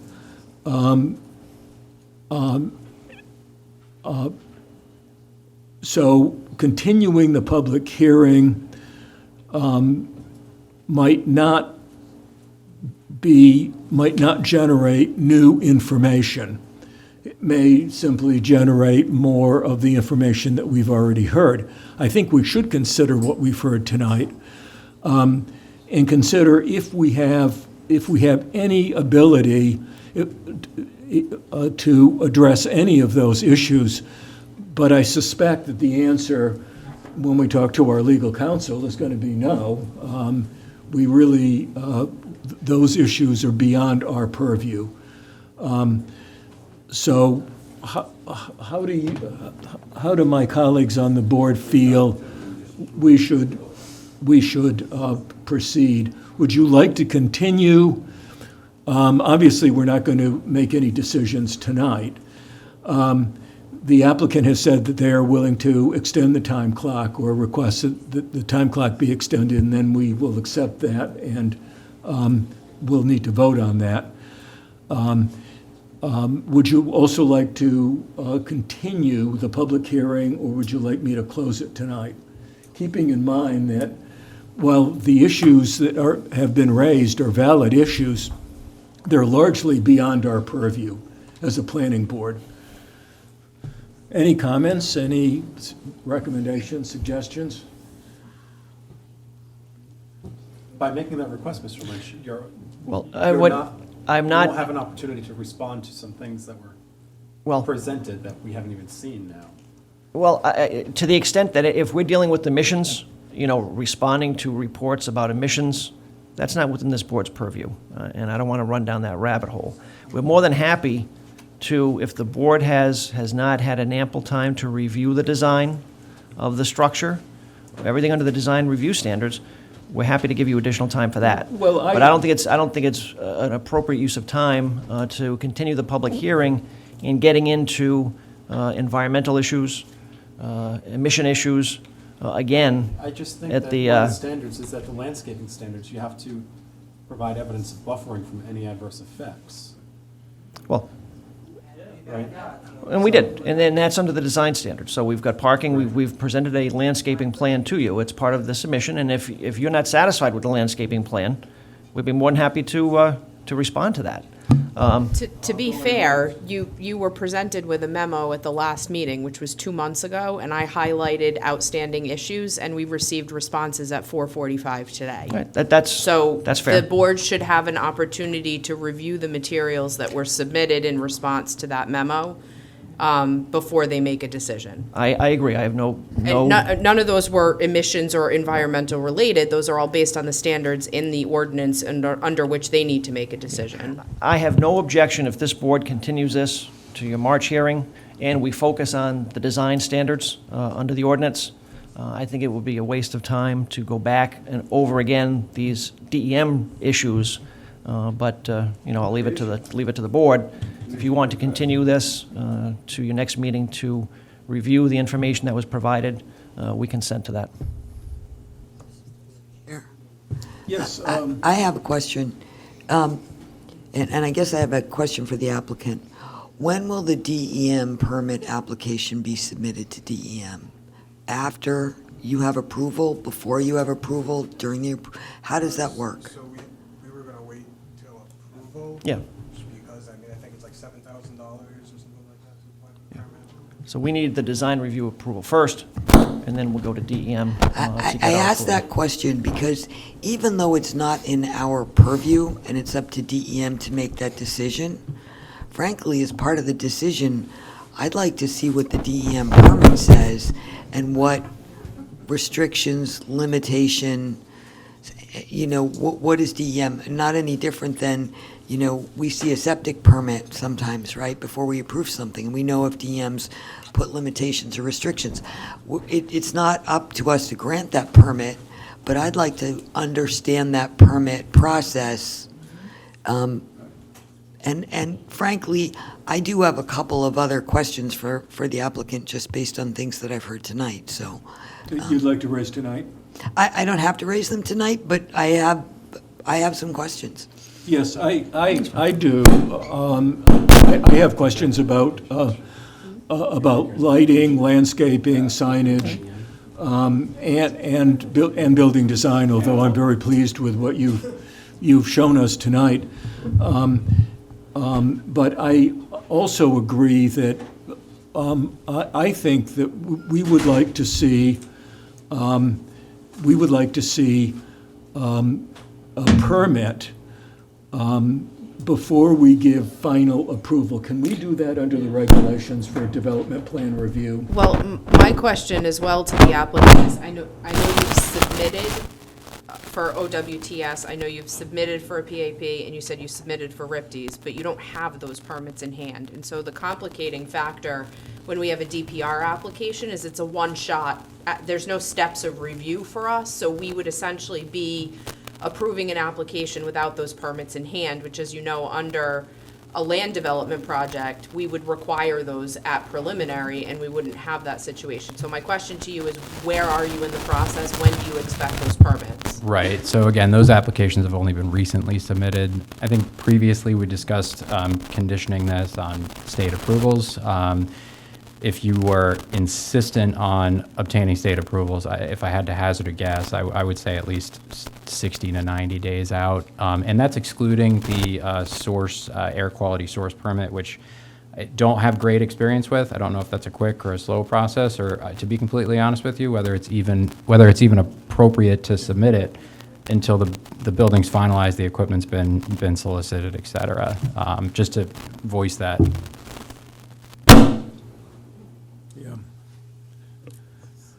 Yeah, I understand your perspective.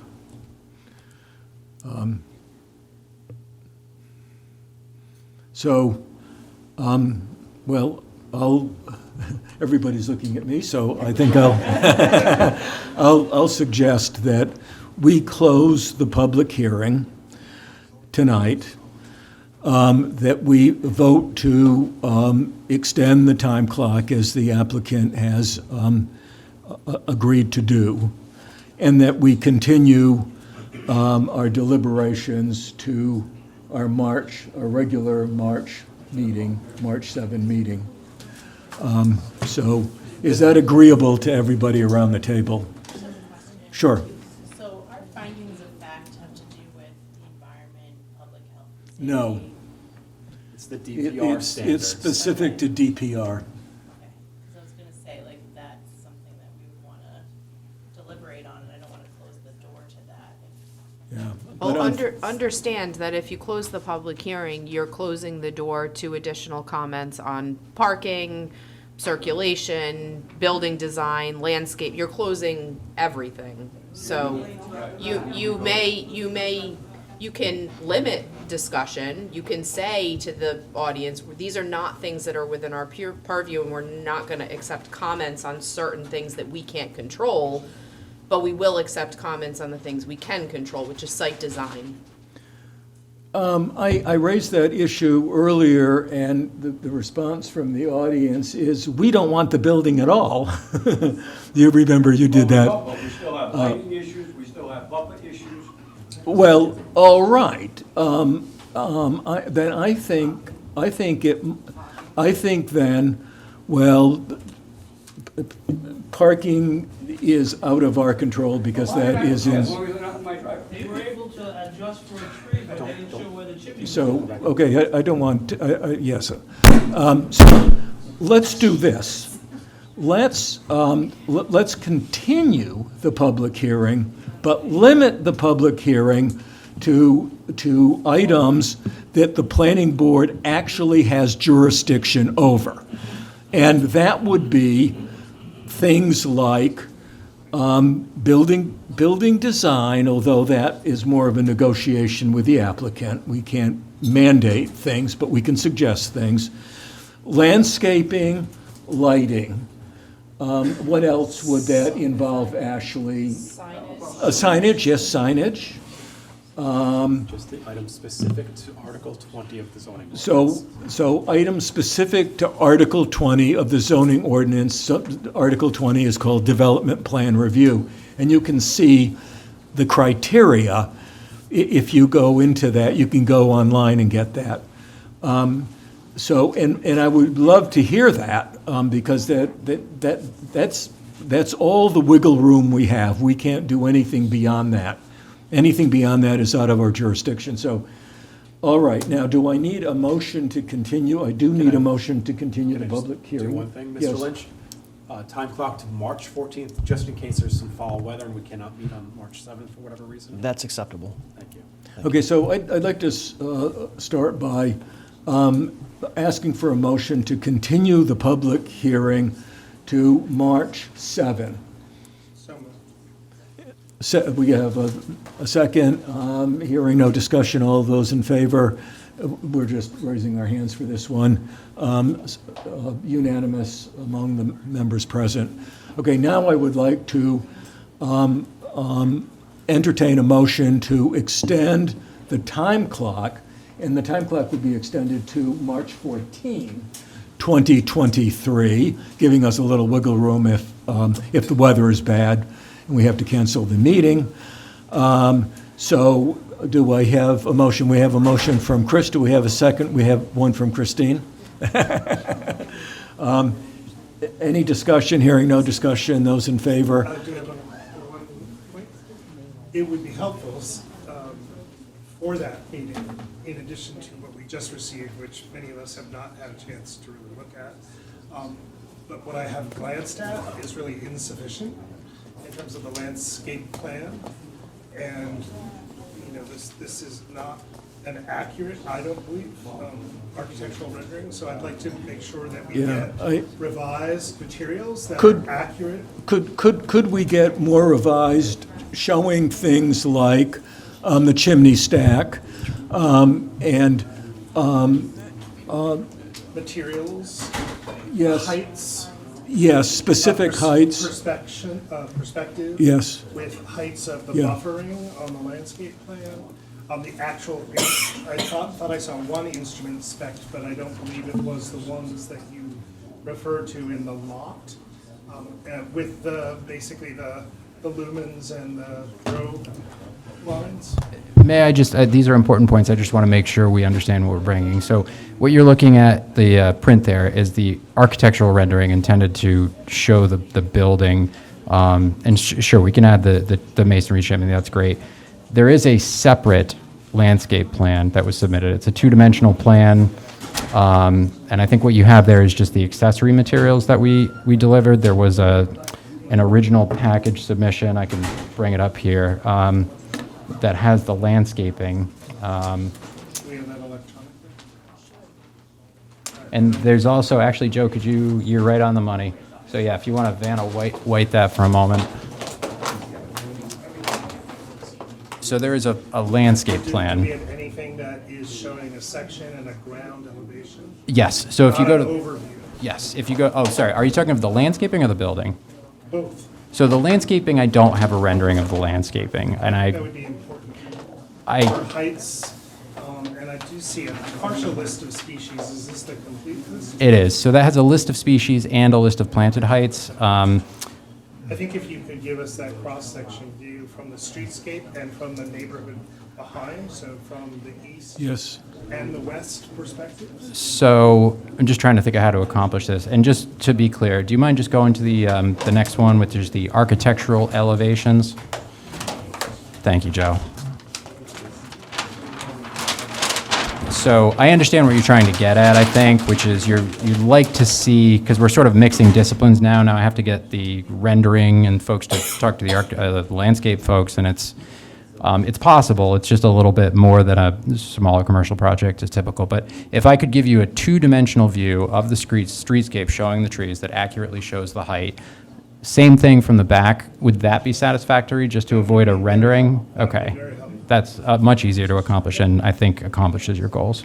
And the architectural renderings that you're showing, that's what you're actually proposing to build, right? You're not just showing us pretty pictures. I hope not, especially because it's enforceable. So the architectural elevations you see are the same material, they're the same standard. The renderings are just, they are a pretty picture, but they do show accurate materials for what we are trying to build, to answer your question. Okay. So we have a motion. Yes, Nathan? It looks like the footprint of the building changed slightly. Now there's a bump out in front. Exactly. On the plan. Yeah, Oh, the entry, yes, we can make sure that that's accurately displayed, sure. I think you're Yep. referring to the 18-inch on the street side, on Main Road. You Yes. show, you show a straight. We're still flat, yes, Yeah, we'll come in a so bit. Please update that. Exactly, because that would give us that would tell us exactly what we're going to get. Yes, it's a reduction in footprint, but yes. duly noted, loud and clear. Okay. So we have a motion, we have a second, we have had discussion, and this is about accepting an extension of the time clock to March 14, 2023. All those in favor? Unanimous. Now, should we also continue, well, we've already continued the public hearing, so I guess we don't need to do any more. Thank you very much. Okay, Thank we'll see you March 4, March 7. Okay, so that's that. No, it wasn't. Okay, so the third item on our agenda is 785 Main Road, and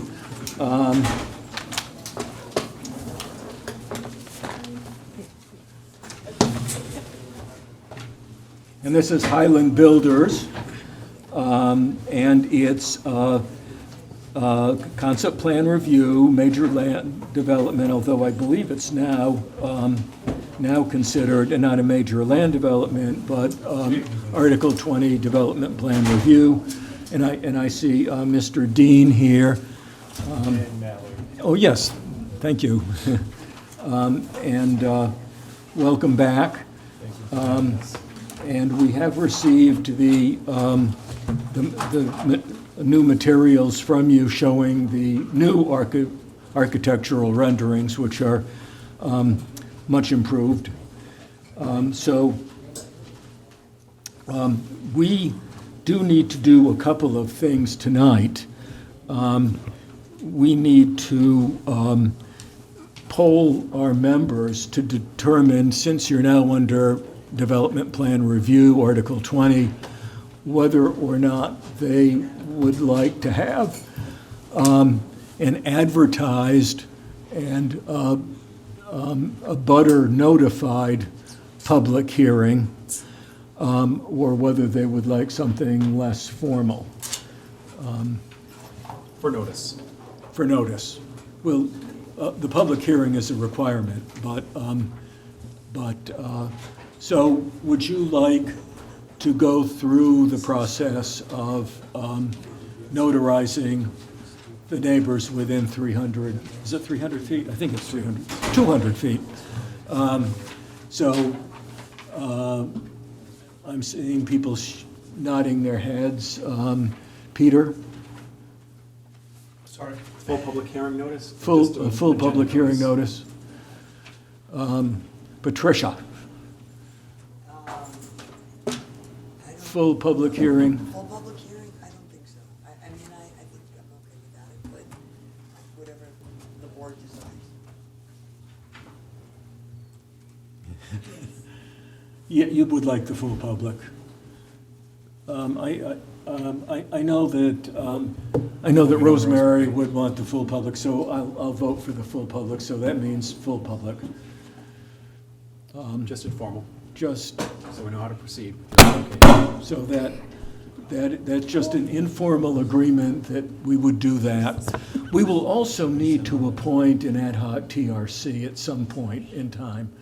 But we need to put that on the agenda, so that needs to go on our agenda on March, at the March 7 meeting. Whether or not you come back March 7, we'll have that on the agenda to appoint something that we call a technical review committee, which are like, the fire marshal and the police chief and the DPW director, to look at all of those kind of issues. Fire marshal. Just wanted to mention that. Would you like to make some introductory comments?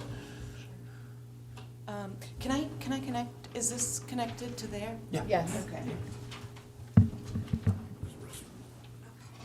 And then just to clarify, the requirement or that pushed us into the development plan review is over the 2,000 square feet, which triggers the public hearing. Yeah. Okay. It triggers development plan review. Whether there's going to be a public hearing that with advertised notice and mailing notice, Yeah. or just a public hearing with agenda notice, I'll call it, Yeah.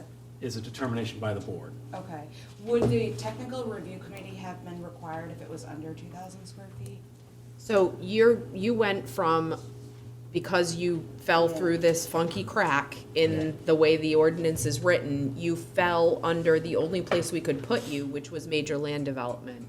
That was pre-application master plan, preliminary plan with a public hearing, and then a final plan. There was consideration, at least initially, about trying to combine master and preliminary to shrink that down to one meeting, because the project is quite small, and there was, consideration there of that. You still would have had to have had a public hearing, and you still would have had to have had a TRC meeting. The TRC meeting, the change being that you went from a stepped process of preliminary master, pre-app master preliminary final into a DPR application where everything is reviewed under one kind of process. There's no stepping of processes. And the board is under a 65-day window in order to make that decision. So you'll submit an application based on the DPR checklist, and I'll certify it complete or incomplete. If it's complete, that begins a 65-day window. We hold a public hearing. You have a decision, unless there's an extension, but you have a decision within that time frame.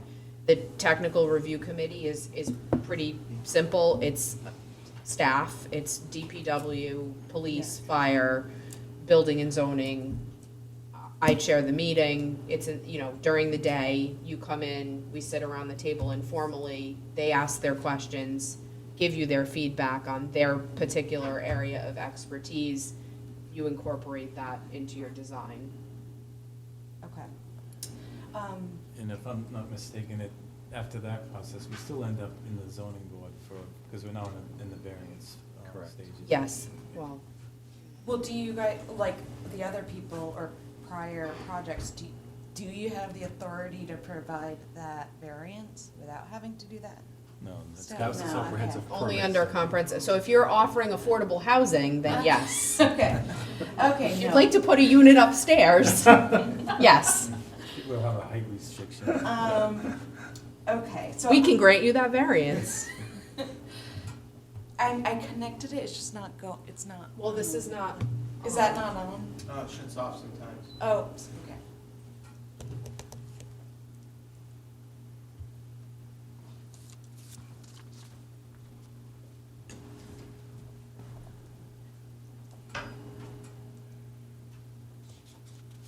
There you go.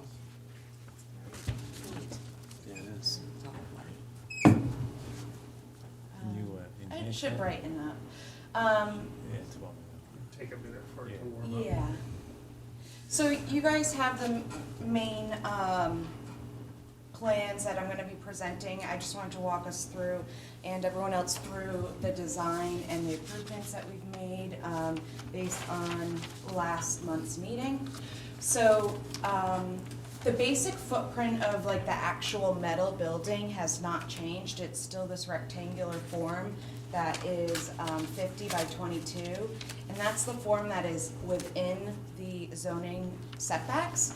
What we've done is added an entrance, a more formal entrance, which did add square footage, which bumped us into requiring this zoning variance. So anything from this line forward towards the main road is where we would need to seek the variance. Looking at the requirements from the form-based code, I did put the reference pages on here in case we want to reference the book in specific, but based on the book, we have going back and forth on the setback of like, should it be forward, should it be back? We did end up going by what is in the code, and it is akin to the adjacent buildings, abutting properties. But we do have to have that layer up front, but that additional layer actually puts us in line with the vacant property next to us. So it's sort of like doing this stepping process. Also, the benefit to our setbacks is requiring the parking to be on either side, so there's no parking in the front here. You'll see we still have that rain garden up front for stormwater. Once, or if this gets approved, we do need to go back to our civil engineer to sort of get that refinalized. The site plan and the grades are pretty flat, so I don't feel like we'll have an issue doing that. So we'll be able to use that rain guarded, and then if we need to, we added this portion of landscape here too, if we need to add more rain garden. Otherwise, we're planning to plant that area anyway. This is just a diagram to sort of to show where that setback was and what that addition is outside of the setbacks. The floor plan, pretty much the same. What we ended up using this space for was a formal entry with a bigger conference room on this first floor. We did not add any plumbing, so it's the same amount of plumbing. There's just, there's a toilet on the lower level, nothing else for plumbing here. And then our upstairs will just remain an open office or potentially partitions, we're not sure yet, with an area open below. So elevationally, these are in black and white, and I can jump to the renderings, if we think that's easier for everyone to understand. I did put together sort of a presentation to like walk everyone through how we interpreted the form-based code and how that's been represented in this update. So I am just going to walk through this part actually. So this is the view that you see from Main Road. This is the east elevation. The actual form of the main form of the building is the same. It is the metal structure, but we will be cladding it in either shiplap or clapboard, but a wood horizontal element. We do have up front in this formal entrance area, this will be stick built. It will be an addition to the metal building, and it will be clad in wood shingles. I think there was confusion on the south elevation last time, so I just want to briefly review that this garage door is glass, so this entrance will have a lot of glass on that side, so it's not just a dark facade there. And then the north entrance is mainly hidden by just the geometry of the street and the gun shop, but it is our formal entrance, and you'll see from the three-dimensional renderings that a corner, well actually I can go back to the plan. A corner of the building has been, taken off to create that like entrance vestibule area.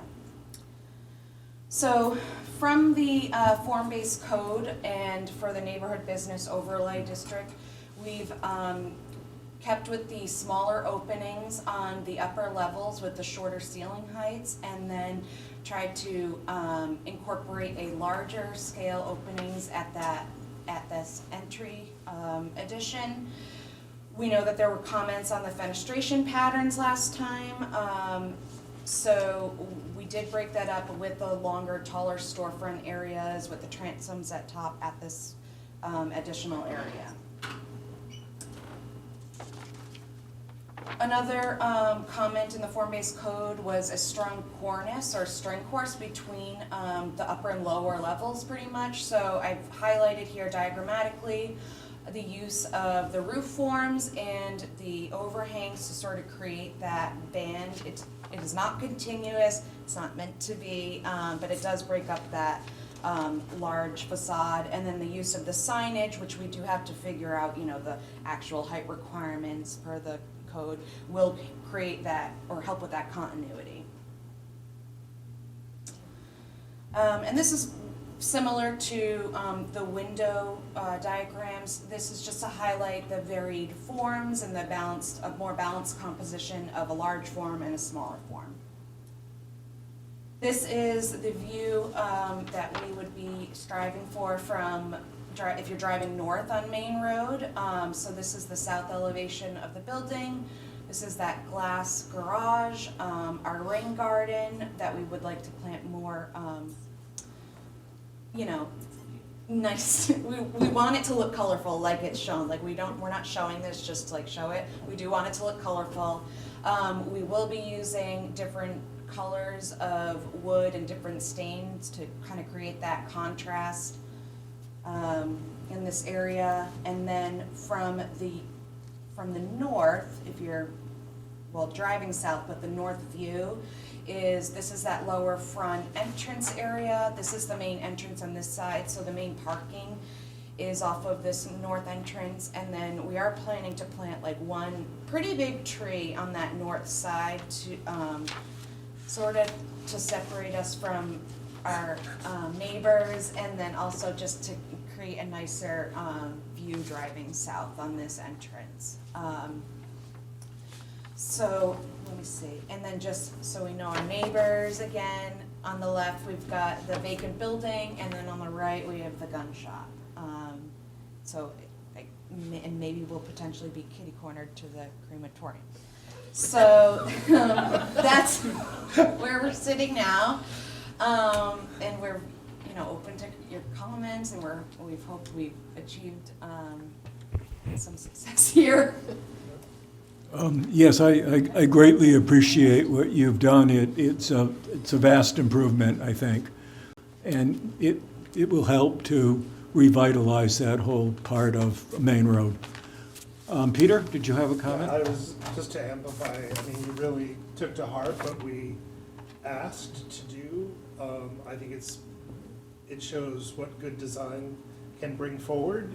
You know, we started really with kind of the ugly stepsister, and now we've got something that is much nicer and fitting. I really appreciate the attention to detail, and when you look at the facade from Main Road, and just in terms of that banding, and the rhythm that you've developed, the fenestration, all those changes, I think they're great. I wondered, it looks to me like, is that a stamped asphalt or pavers, or what is the? No, it's just regular pavement. So if I go back to the site plan, the left and right side are, I mean, I might switch this up actually, but where you see this speckled pattern is Yep. pervious gravel for our stormwater. For stormwater, right. But this area might be paved and this might be gravel, I'm not sure. As the users will mainly be, you know, Wes, and our, you know, an employee or two will mainly be coming in through the garage side, so that might remain the paved, but the amount of pervious to paved is the same, it's not Yeah. stamped. No, I guess I was just remarking it as a design element rather than just a flat, have you seen like stamped asphalt or, Yeah. you know, with a pattern? Yeah. I thought that's what you were representing, and I think that would No. be fantastic. But I just had to ask. He wants the moon and the stars, apparently. I guess. Pavers would be nice. Yeah. I think you did a really wonderful job. It's a great design. And was so especially pleased to hear your comment about the colorful garden in the front.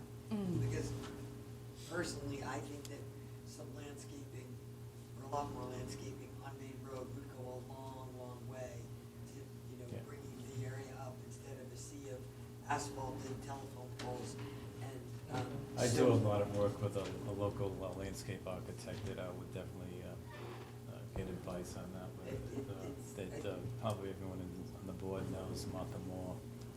So yeah, she and I work a lot together, so I'm inspired by landscape as much as architecture.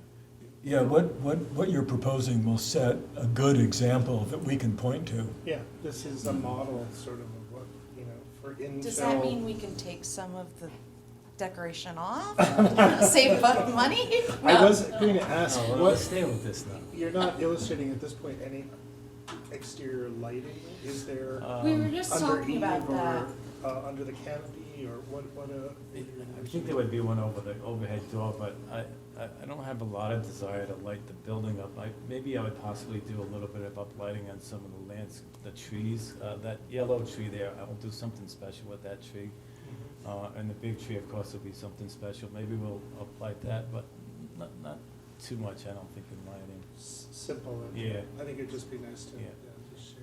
I also just wonder, I think the difference, if you can get a tree of that size, It'll that probably be you're a little going for, smaller, but the we're gonna- variation in the We'll get a size. good sized tree, but that is probably a little taller than what we can actually. It's fantastic, thank you. Should be really proud. Any other comments, or? Nice job. Yep. Nice turnaround.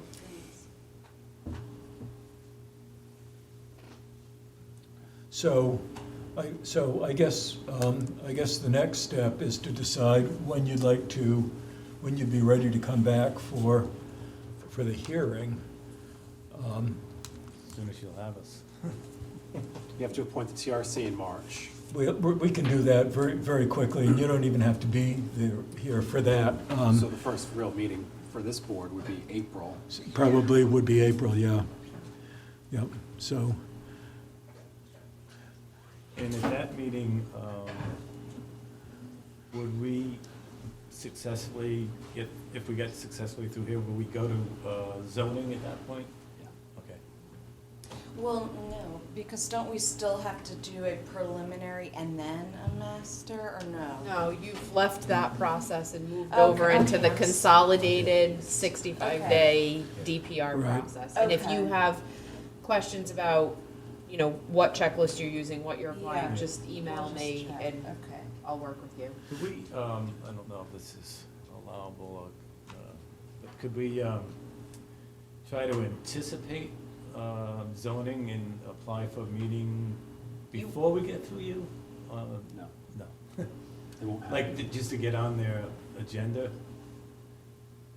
There's a precedence of approvals, so if you're talking about just submitting your application. Yeah. I suppose you Yeah, could do just that. submit the application. I would advise you to talk to zoning and find out what their lead time is to get on an agenda, to make sure that if you get through planning in April, you're not sitting around waiting to get on a subsequent zoning agenda. The zoning meet as frequently as? the Once a plan? month. Yeah. So we could, we can go over the logistics. Yeah, we'll And I, talk about it. just call me or Yeah. email me and I'll help you Yeah. if you have questions.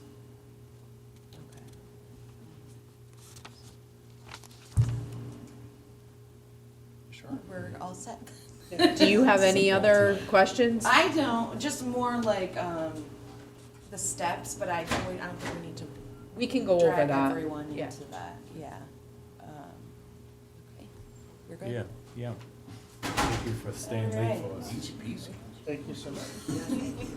Anything would have been easy, actually. All in the design. All right, thank you. Know what you're getting into. Thank you very much. Thank you. Good night. It's all Mal. So that brings us to item number 4 on our agenda, the planning board. Yes. Thank you so much for coming, Dick. You certainly may leave. Hi, Rick. Can Nathan leave as well? Yeah, Nathan, if you'd like to leave, you're all set to go.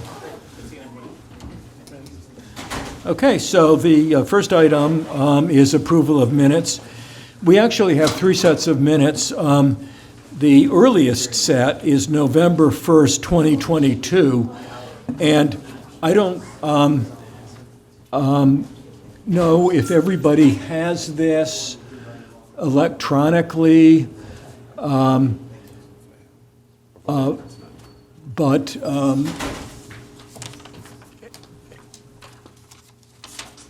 I would make a motion to approve the minutes of November 1st, 2022. I went through them, they look good to me. I didn't have any corrections to make. Did anybody find any little typos that needed to be cleaned up? I didn't. You have a motion. Do we have a second? Second. Oh, no, I can't second. I wasn't that You weren't there, no, you can't. Never mind. Christine does second it, she was there. Now we can have a discussion. Does anybody have any issues? Then I will make a motion to approve the minutes of November 1st, 2022 as presented. Do I have a second? We have a second from Janice. Do we have any discussion? Hearing no discussion, those in favor? Unanimous. You can't vote. So that brings us to a very quick set of minutes, which is just the minutes for the January 9 site visit at Brookdale Secundit Bay Manor.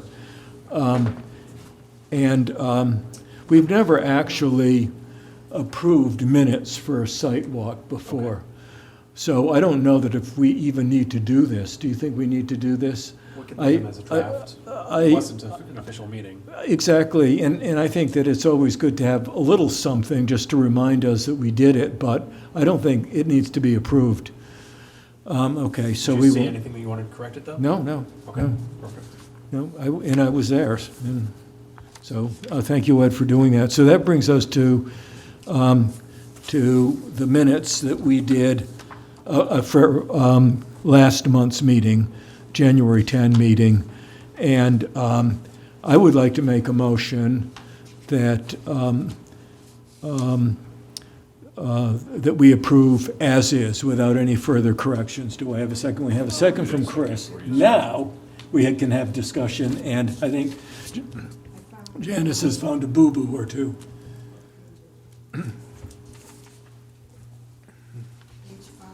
Page 5. Number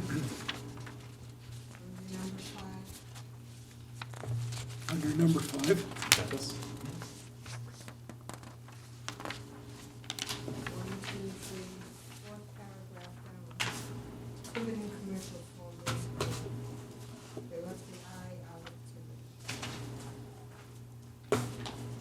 Yes. Did you get that, Ed? Yeah, add an I in Tiverton. Yep. That's it? Okay.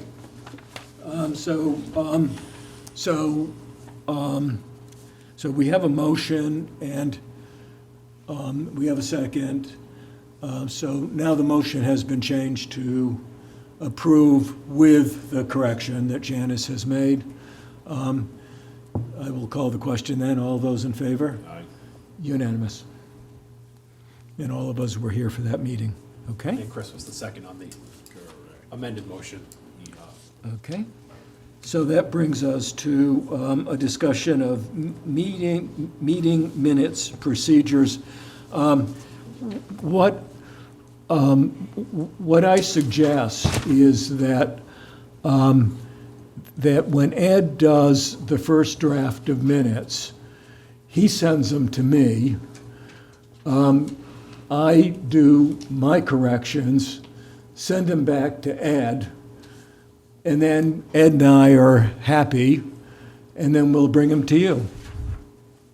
So I'll be stepping into Rosemary's role as the guy who proofreads, because you always need somebody. I don't care who's doing the minutes. You always need somebody, a second set of eyes, before it comes back to the board. So I'd like to do that if that's agreeable to everybody. I also think we need to start doing minutes for, not necessarily minutes, maybe we'll call them notes, for the technical review committee meetings. And that hasn't been happening recently, but we really need to do that. They don't have to be extensive, but since a lot of us don't go to those things on a regular basis, in fact, we're encouraged not to go for fear that we might have an illegal quorum if we all show up. Usually there's 1 or 2 members of the planning board there, but sometimes the TRCs generate some really good information. Sometimes they're a waste of time, frankly, but sometimes they generate a lot of really good information, and that needs to be brought to the board somehow. And the best way to bring it to the board is in writing. So I would encourage, from now on going forward, we'll forget about the past, but from now on going forward, let's make sure that we have something, even if it's only 3 or 4 paragraphs, that summarizes the key points, and that will make it, and then we can use that information in our deliberations at the full planning board level. So I'm just making that suggestion. And the third thing that I've been thinking about is a lot of draft minutes were sent to the Secretary of State's office without any proofreading whatsoever. And some of those sets of minutes sitting up there as draft minutes, because the Secretary of State just goes on the website automatically, more or less. It did solve the issue of not having any minutes at all, which would have gotten us into trouble with the Secretary of State. But it's an embarrassment to see those really rough drafts. However, I don't think we can clean them up, because we would have to somehow bring back the people who were on the planning board to vote, and I can't figure a legal way of doing that, so maybe we just leave that garbage up there. Which is pressing forward. And just press forward and say, that's in the past, let's forget about that, but let's never do it again. Never, ever do it again. But people were, well, enough said. Okay, that's all I want to say, and now we'll go on to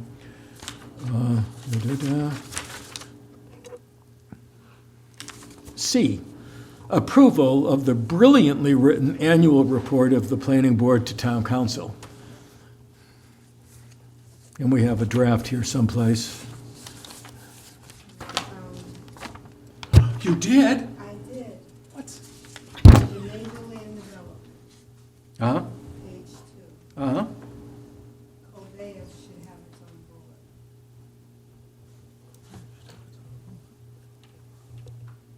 bullet. Oh, my goodness, you're exactly right. Yes. Yes, a third bullet for, did you see that, Ed?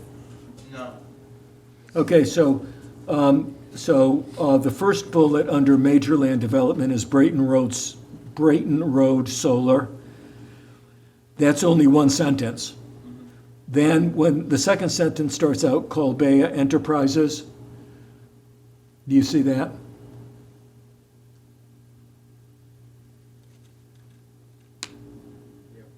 You do see it? That should be a bullet, because that's a separate, there were 3 major land developments, and each one has a bullet. Thank you, that was a good catch.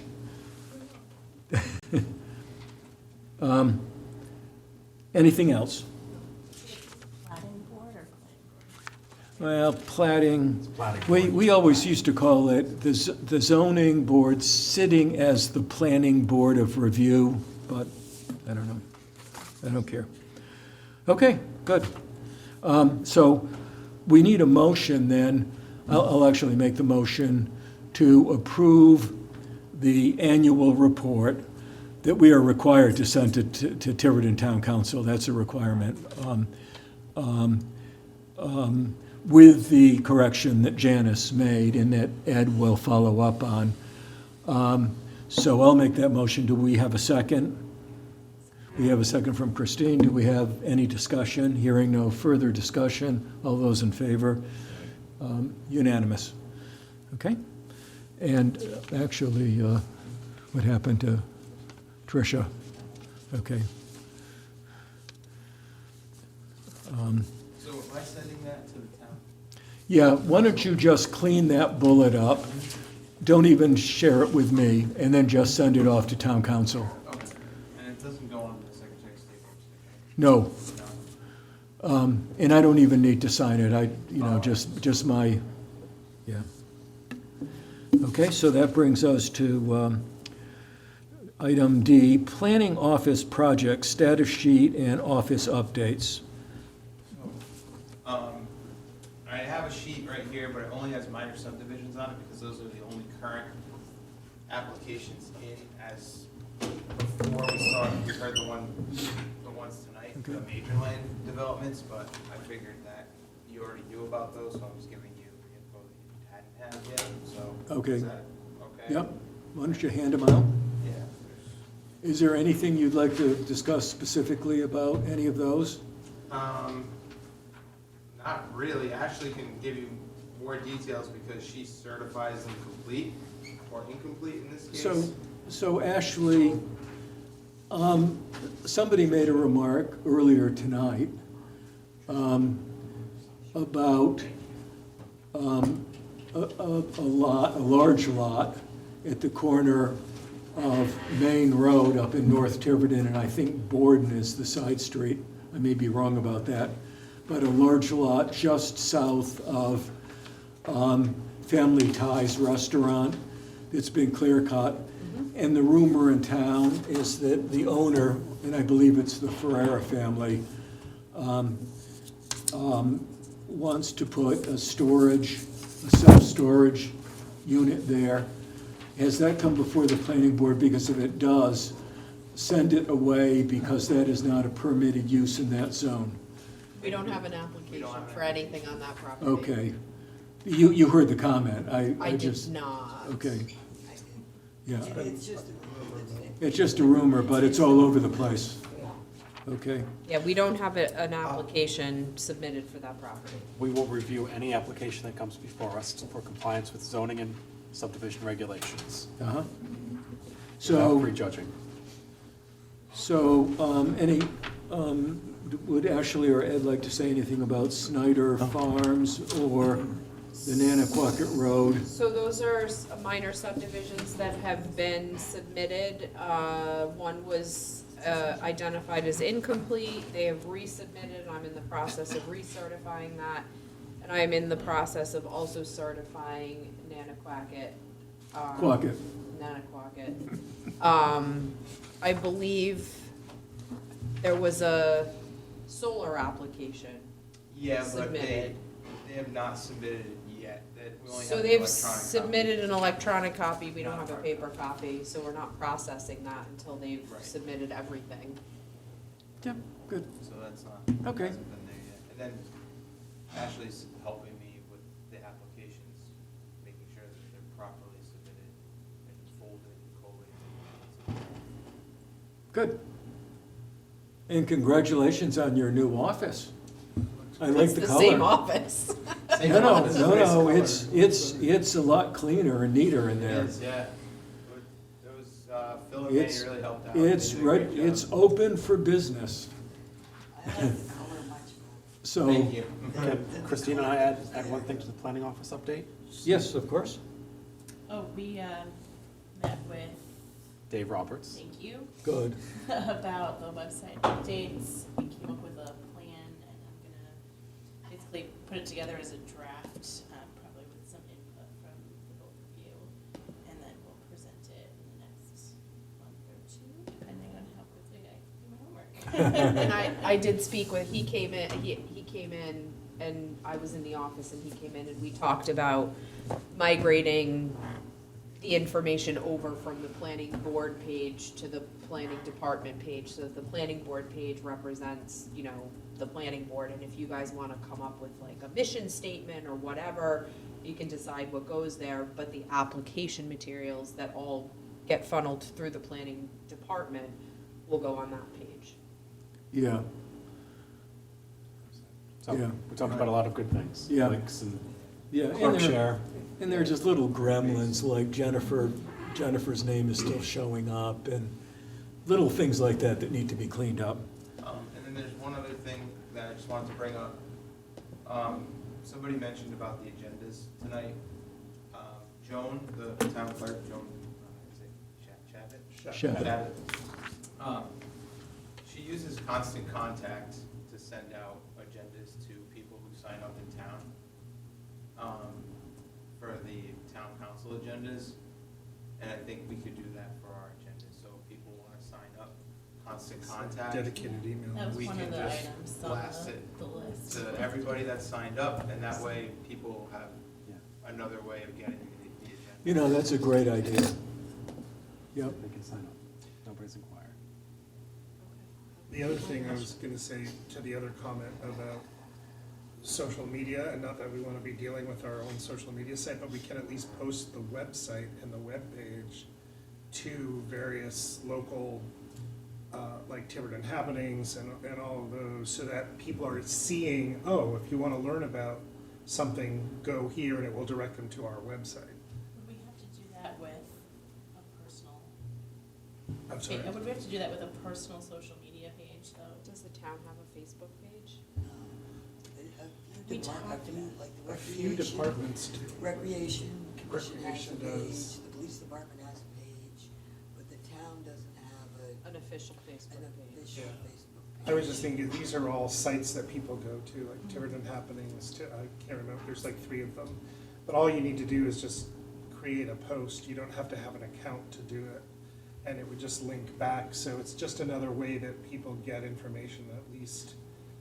It's another, eye to dot kind of thing. But I think Christine's point is that an individual would have to use their own personal account to create the post.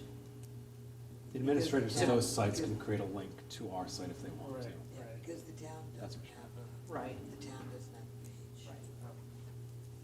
So in order to create that post to say, hey, if you want to go find out about planning, go here, somebody has to create The that town post. doesn't have a No. Facebook page? I thought it did. We could convince the police department to post for us. But Can you know, ask. recreation, Stu is really handy at that kind of stuff. It might be worth talking to him, and if you think it's something to explore, but he'd be able to make. We're talking about Stu Gilfilla, not me. Yeah, not- Still and maybe things have changed. At the time when this was discussed on the council,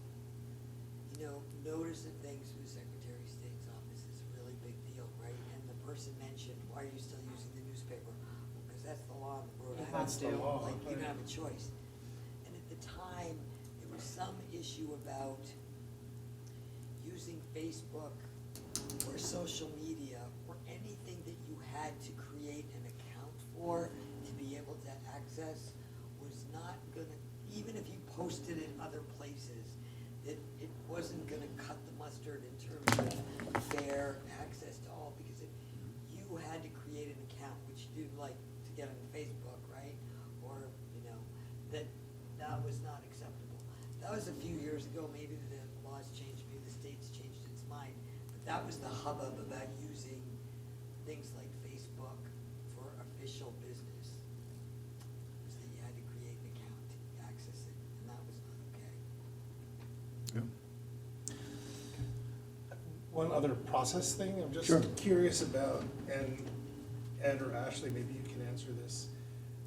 With the influx of everything, and for those of us who are not doing paper copies of all of our materials, rather than sharing a Google folder, do you have a Google Drive set up for planning board? And could you just share the link to that, and then each thing could be there by date or project? Because I'm getting inundated and I'm losing Yep. stuff. Yep. And I I'm looking at, understand that. all of these are individual shared folders versus if we did a shared drive that we could share out to everybody, and then it could be, I mean, that's gonna be entirely dependent on what the town has set up for that kind of, I don't know if they do that. it's We not- can we can inquire if Yeah. that's, well, Do the you have- folders have to be coming from somewhere. There probably is a central drive. I put them all on the Google Drive that I have set up through my email. Yeah. So that way when I send them out, it's not all individually. So if you actually have like Seconic partners, you click on that and Right. it'll open up, Right, and then bringing each Yeah. individual, but then, when we have something where we're reviewing 5 projects, and then Yeah. you have to go back to find the link at the date of the thing, and so it's Yeah. not centralized. you're suggesting that we create a Google Drive A drive for the planning that is board, shared. so that everyone could go to that and Google then we can Drive go and pick find those each files. folder and right? whatever we need, whenever we need it. That would be hugely helpful. So do And you have? I have one small other request of Ed. When you send things out, and I know, and I would do this too, rather than sending 60 emails, sometimes you put multiple things in an email. But if there's are multiple things in the email, but the title only says on it, agenda or whatever it is, I might not open it up.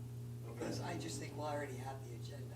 Or if I'm trying to search through my email to find the document, You can't find I it. can't because remember what email it came in. Yeah.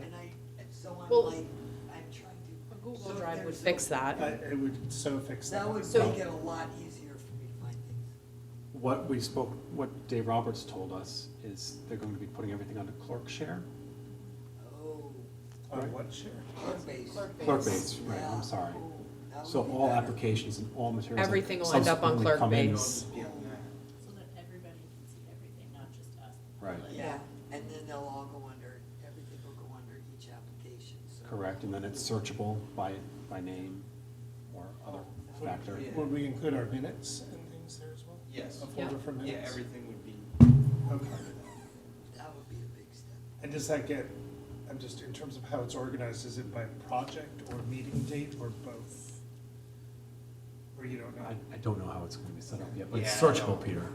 It's searchable, yeah. Okay, So even if it is set up by meeting date and you don't remember the meeting, you can still put in the name say and it will Secana find. Partners and it would populate whatever, okay. Well, wouldn't we have it, I would think I would think they would ask us and ask Ed, because it doesn't matter how you organize it. You can organize it by date or you can organize it by, if they asked us, would we have a vote to say it'd be easier to organize it by project? When is that supposed to be operable? They're talking about They're it. talking about it, yeah, Joan has to, help So it may help be a us while, with yeah. this. I'm not sure. In the meanwhile, could we at least look into the Google Yeah. Drive for just us? Yeah, I don't know how the access works to the Google Drive, I'm not You sure. have to invite everybody and then You- you yeah. get permission to, yeah. You So- get permission and then you can go into it. Okay. Yeah, show up as a shared drive. So do you not want the packet sent anymore? I think notice that the materials are up. Are and uploaded. Certainly if you've got an Yeah. agenda revision, that is fine in an email, but if you're just notifying us, then we know to go, for me anyway, that is easier than emails because, It's easier for you too, Ed, because then you don't have to assemble the email where you're dropping all these files into it. You Yeah. just upload everything to the Google Drive and send out an email to everyone and let them It's on the know drive. everything's on the drive for this, and you could do it by meeting date. So there's a meeting folder for the date of the meeting, and they know that's everything they need for that meeting, and they just go to that drive, and you don't have to upload the files. Right now, I have everything on there separated by project name. That's probably better. Well, so, this is So a if you're going discussion, to, but like, a if meeting you're, packet, you might not remember which meeting Secana project was. well, the issue then becomes, it's up to you guys, but do you want to get a notification, here's the agenda, and here's all, you'd have to go into each individual folder and pick the stuff out of it. I'm afraid something like that, pieces get missed. Yeah. Like, maybe you didn't pull something, not because you didn't want to, but you didn't know, you didn't pick up on, do you know what I'm saying? yeah, I'm trying to find a path of least work for everybody, so I do understand what you're saying, rather than creating the actual dated folder and then repopulating it with, But the Google Drive, can you sort by date? Date of what? So if you have a Date project it's file. uploaded? Yeah. Mine's by date. you could just create, Secana Partners, and then within that subfolders, Meeting April dates. 25th, so as You things could. get updated, and then we know to go You could do that. by the meeting dates. And, I mean, we usually are looking only at 3 or 4 projects per meeting, so it's not too much of an onus on me. No, but I anyway, mean, to it's 3 or 4 projects per meeting, but sometimes there could be multiple files for each project, so.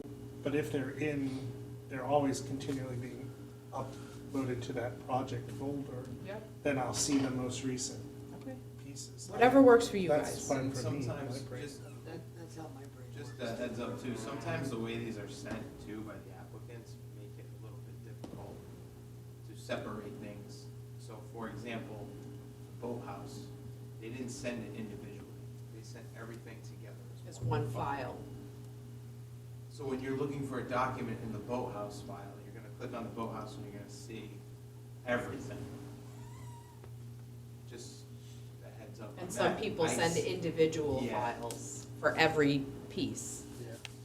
Exactly, and then Bill Smith, for example, he'll send his plans 1 page. Here's a second 2-page, here's the 3-page, third page. yeah, so you have to open each page in order to flip Listen to a through. combined PDF. I don't think he knows how to. He may not. He may not.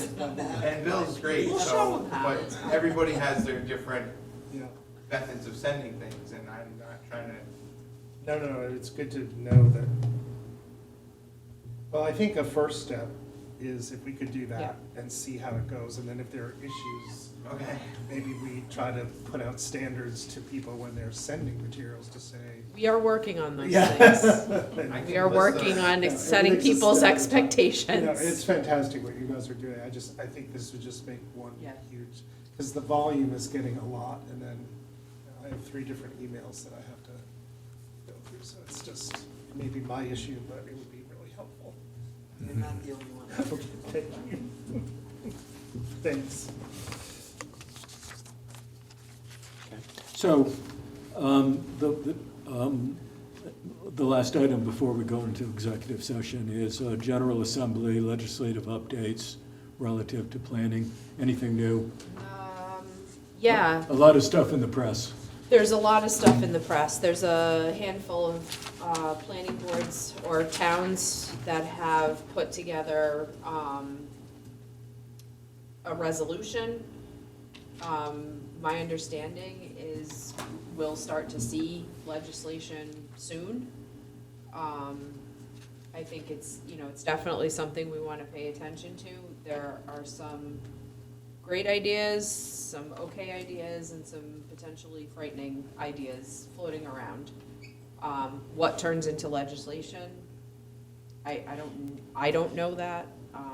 If there are people that know that. There are very few people, and they're not sharing that information right now. But one thing I can promise you is that we will see land use and housing legislation that will significantly impact how you do your jobs.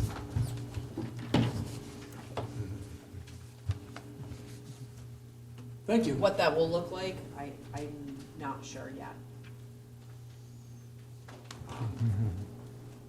So I don't know if the town council is aware of the resolutions that have been floating around, or if there's a desire of the planning board to see some of those. I can certainly get them for you.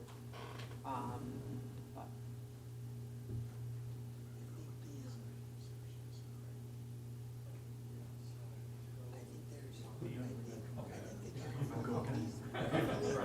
Thanks for coming.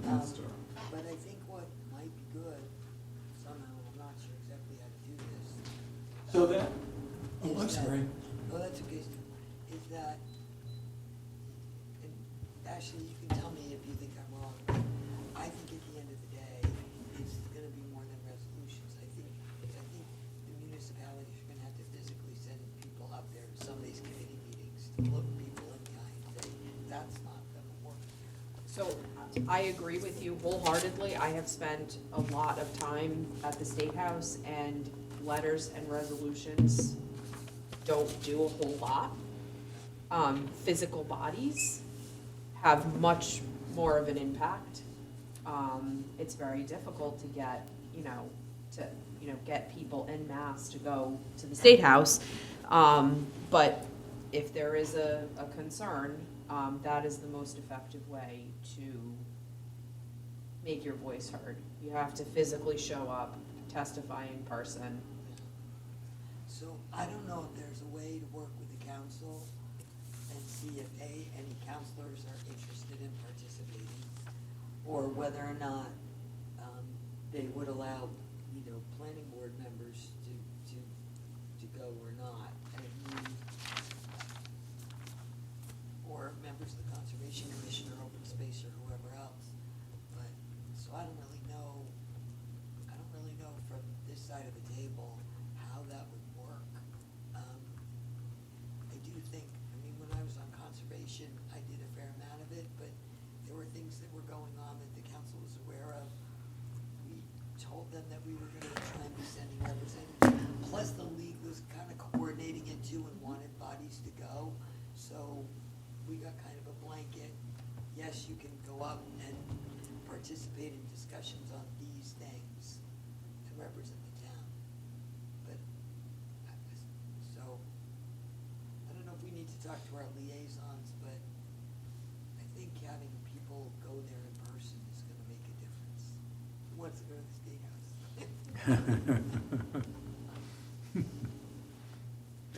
Okay, I believe, One quick thing before we move to exec, can we just get a very quick, where are we with the whole amending our zoning and that process and the project? We are working on providing the scope, so I plan to finish that hopefully within the next week or two. And I'll give that to the town administrator, we'll review it, he'll tell me what he thinks, and then he'll take it forward to the council. yeah, could we, as chair, I would very much like to have 2 items continued from agenda to agenda. One item would be what we just discussed about the General Assembly and legislation that affects the planning function of our municipality. And the second item would be an update on zoning. I very much would like to see that on every agenda going forward. We might not even address it if not anything is going on, but it reminds us that it's a very important task. The only thing I'll say is, it can only be on the agenda if we have something to discuss. So, when the agenda's being put together, yeah, we'll have it there in template form every time. I will have something to discuss I at assume we will. every single frigging agenda. I assume Thank we you. will, Stu, but That's just what we're required to do. And now we need to go into executive session. So do we need to have a motion to go into executive session? Yes, you do, and you need to Okay. state the purpose. Okay, so I would like to make a motion to go into executive session to discuss, to ask the town solicitor to discuss a complaint brought against the Tiverton Planning Board regarding the Open Meeting Act. And that's it. And we're going to executive session pursuant to Rhode Island General Laws 4246-5A, subpart 2. Okay. So with that amendment, we have a second to that motion as amended. And so all of those in favor? It's unanimous. So we are now in executive session.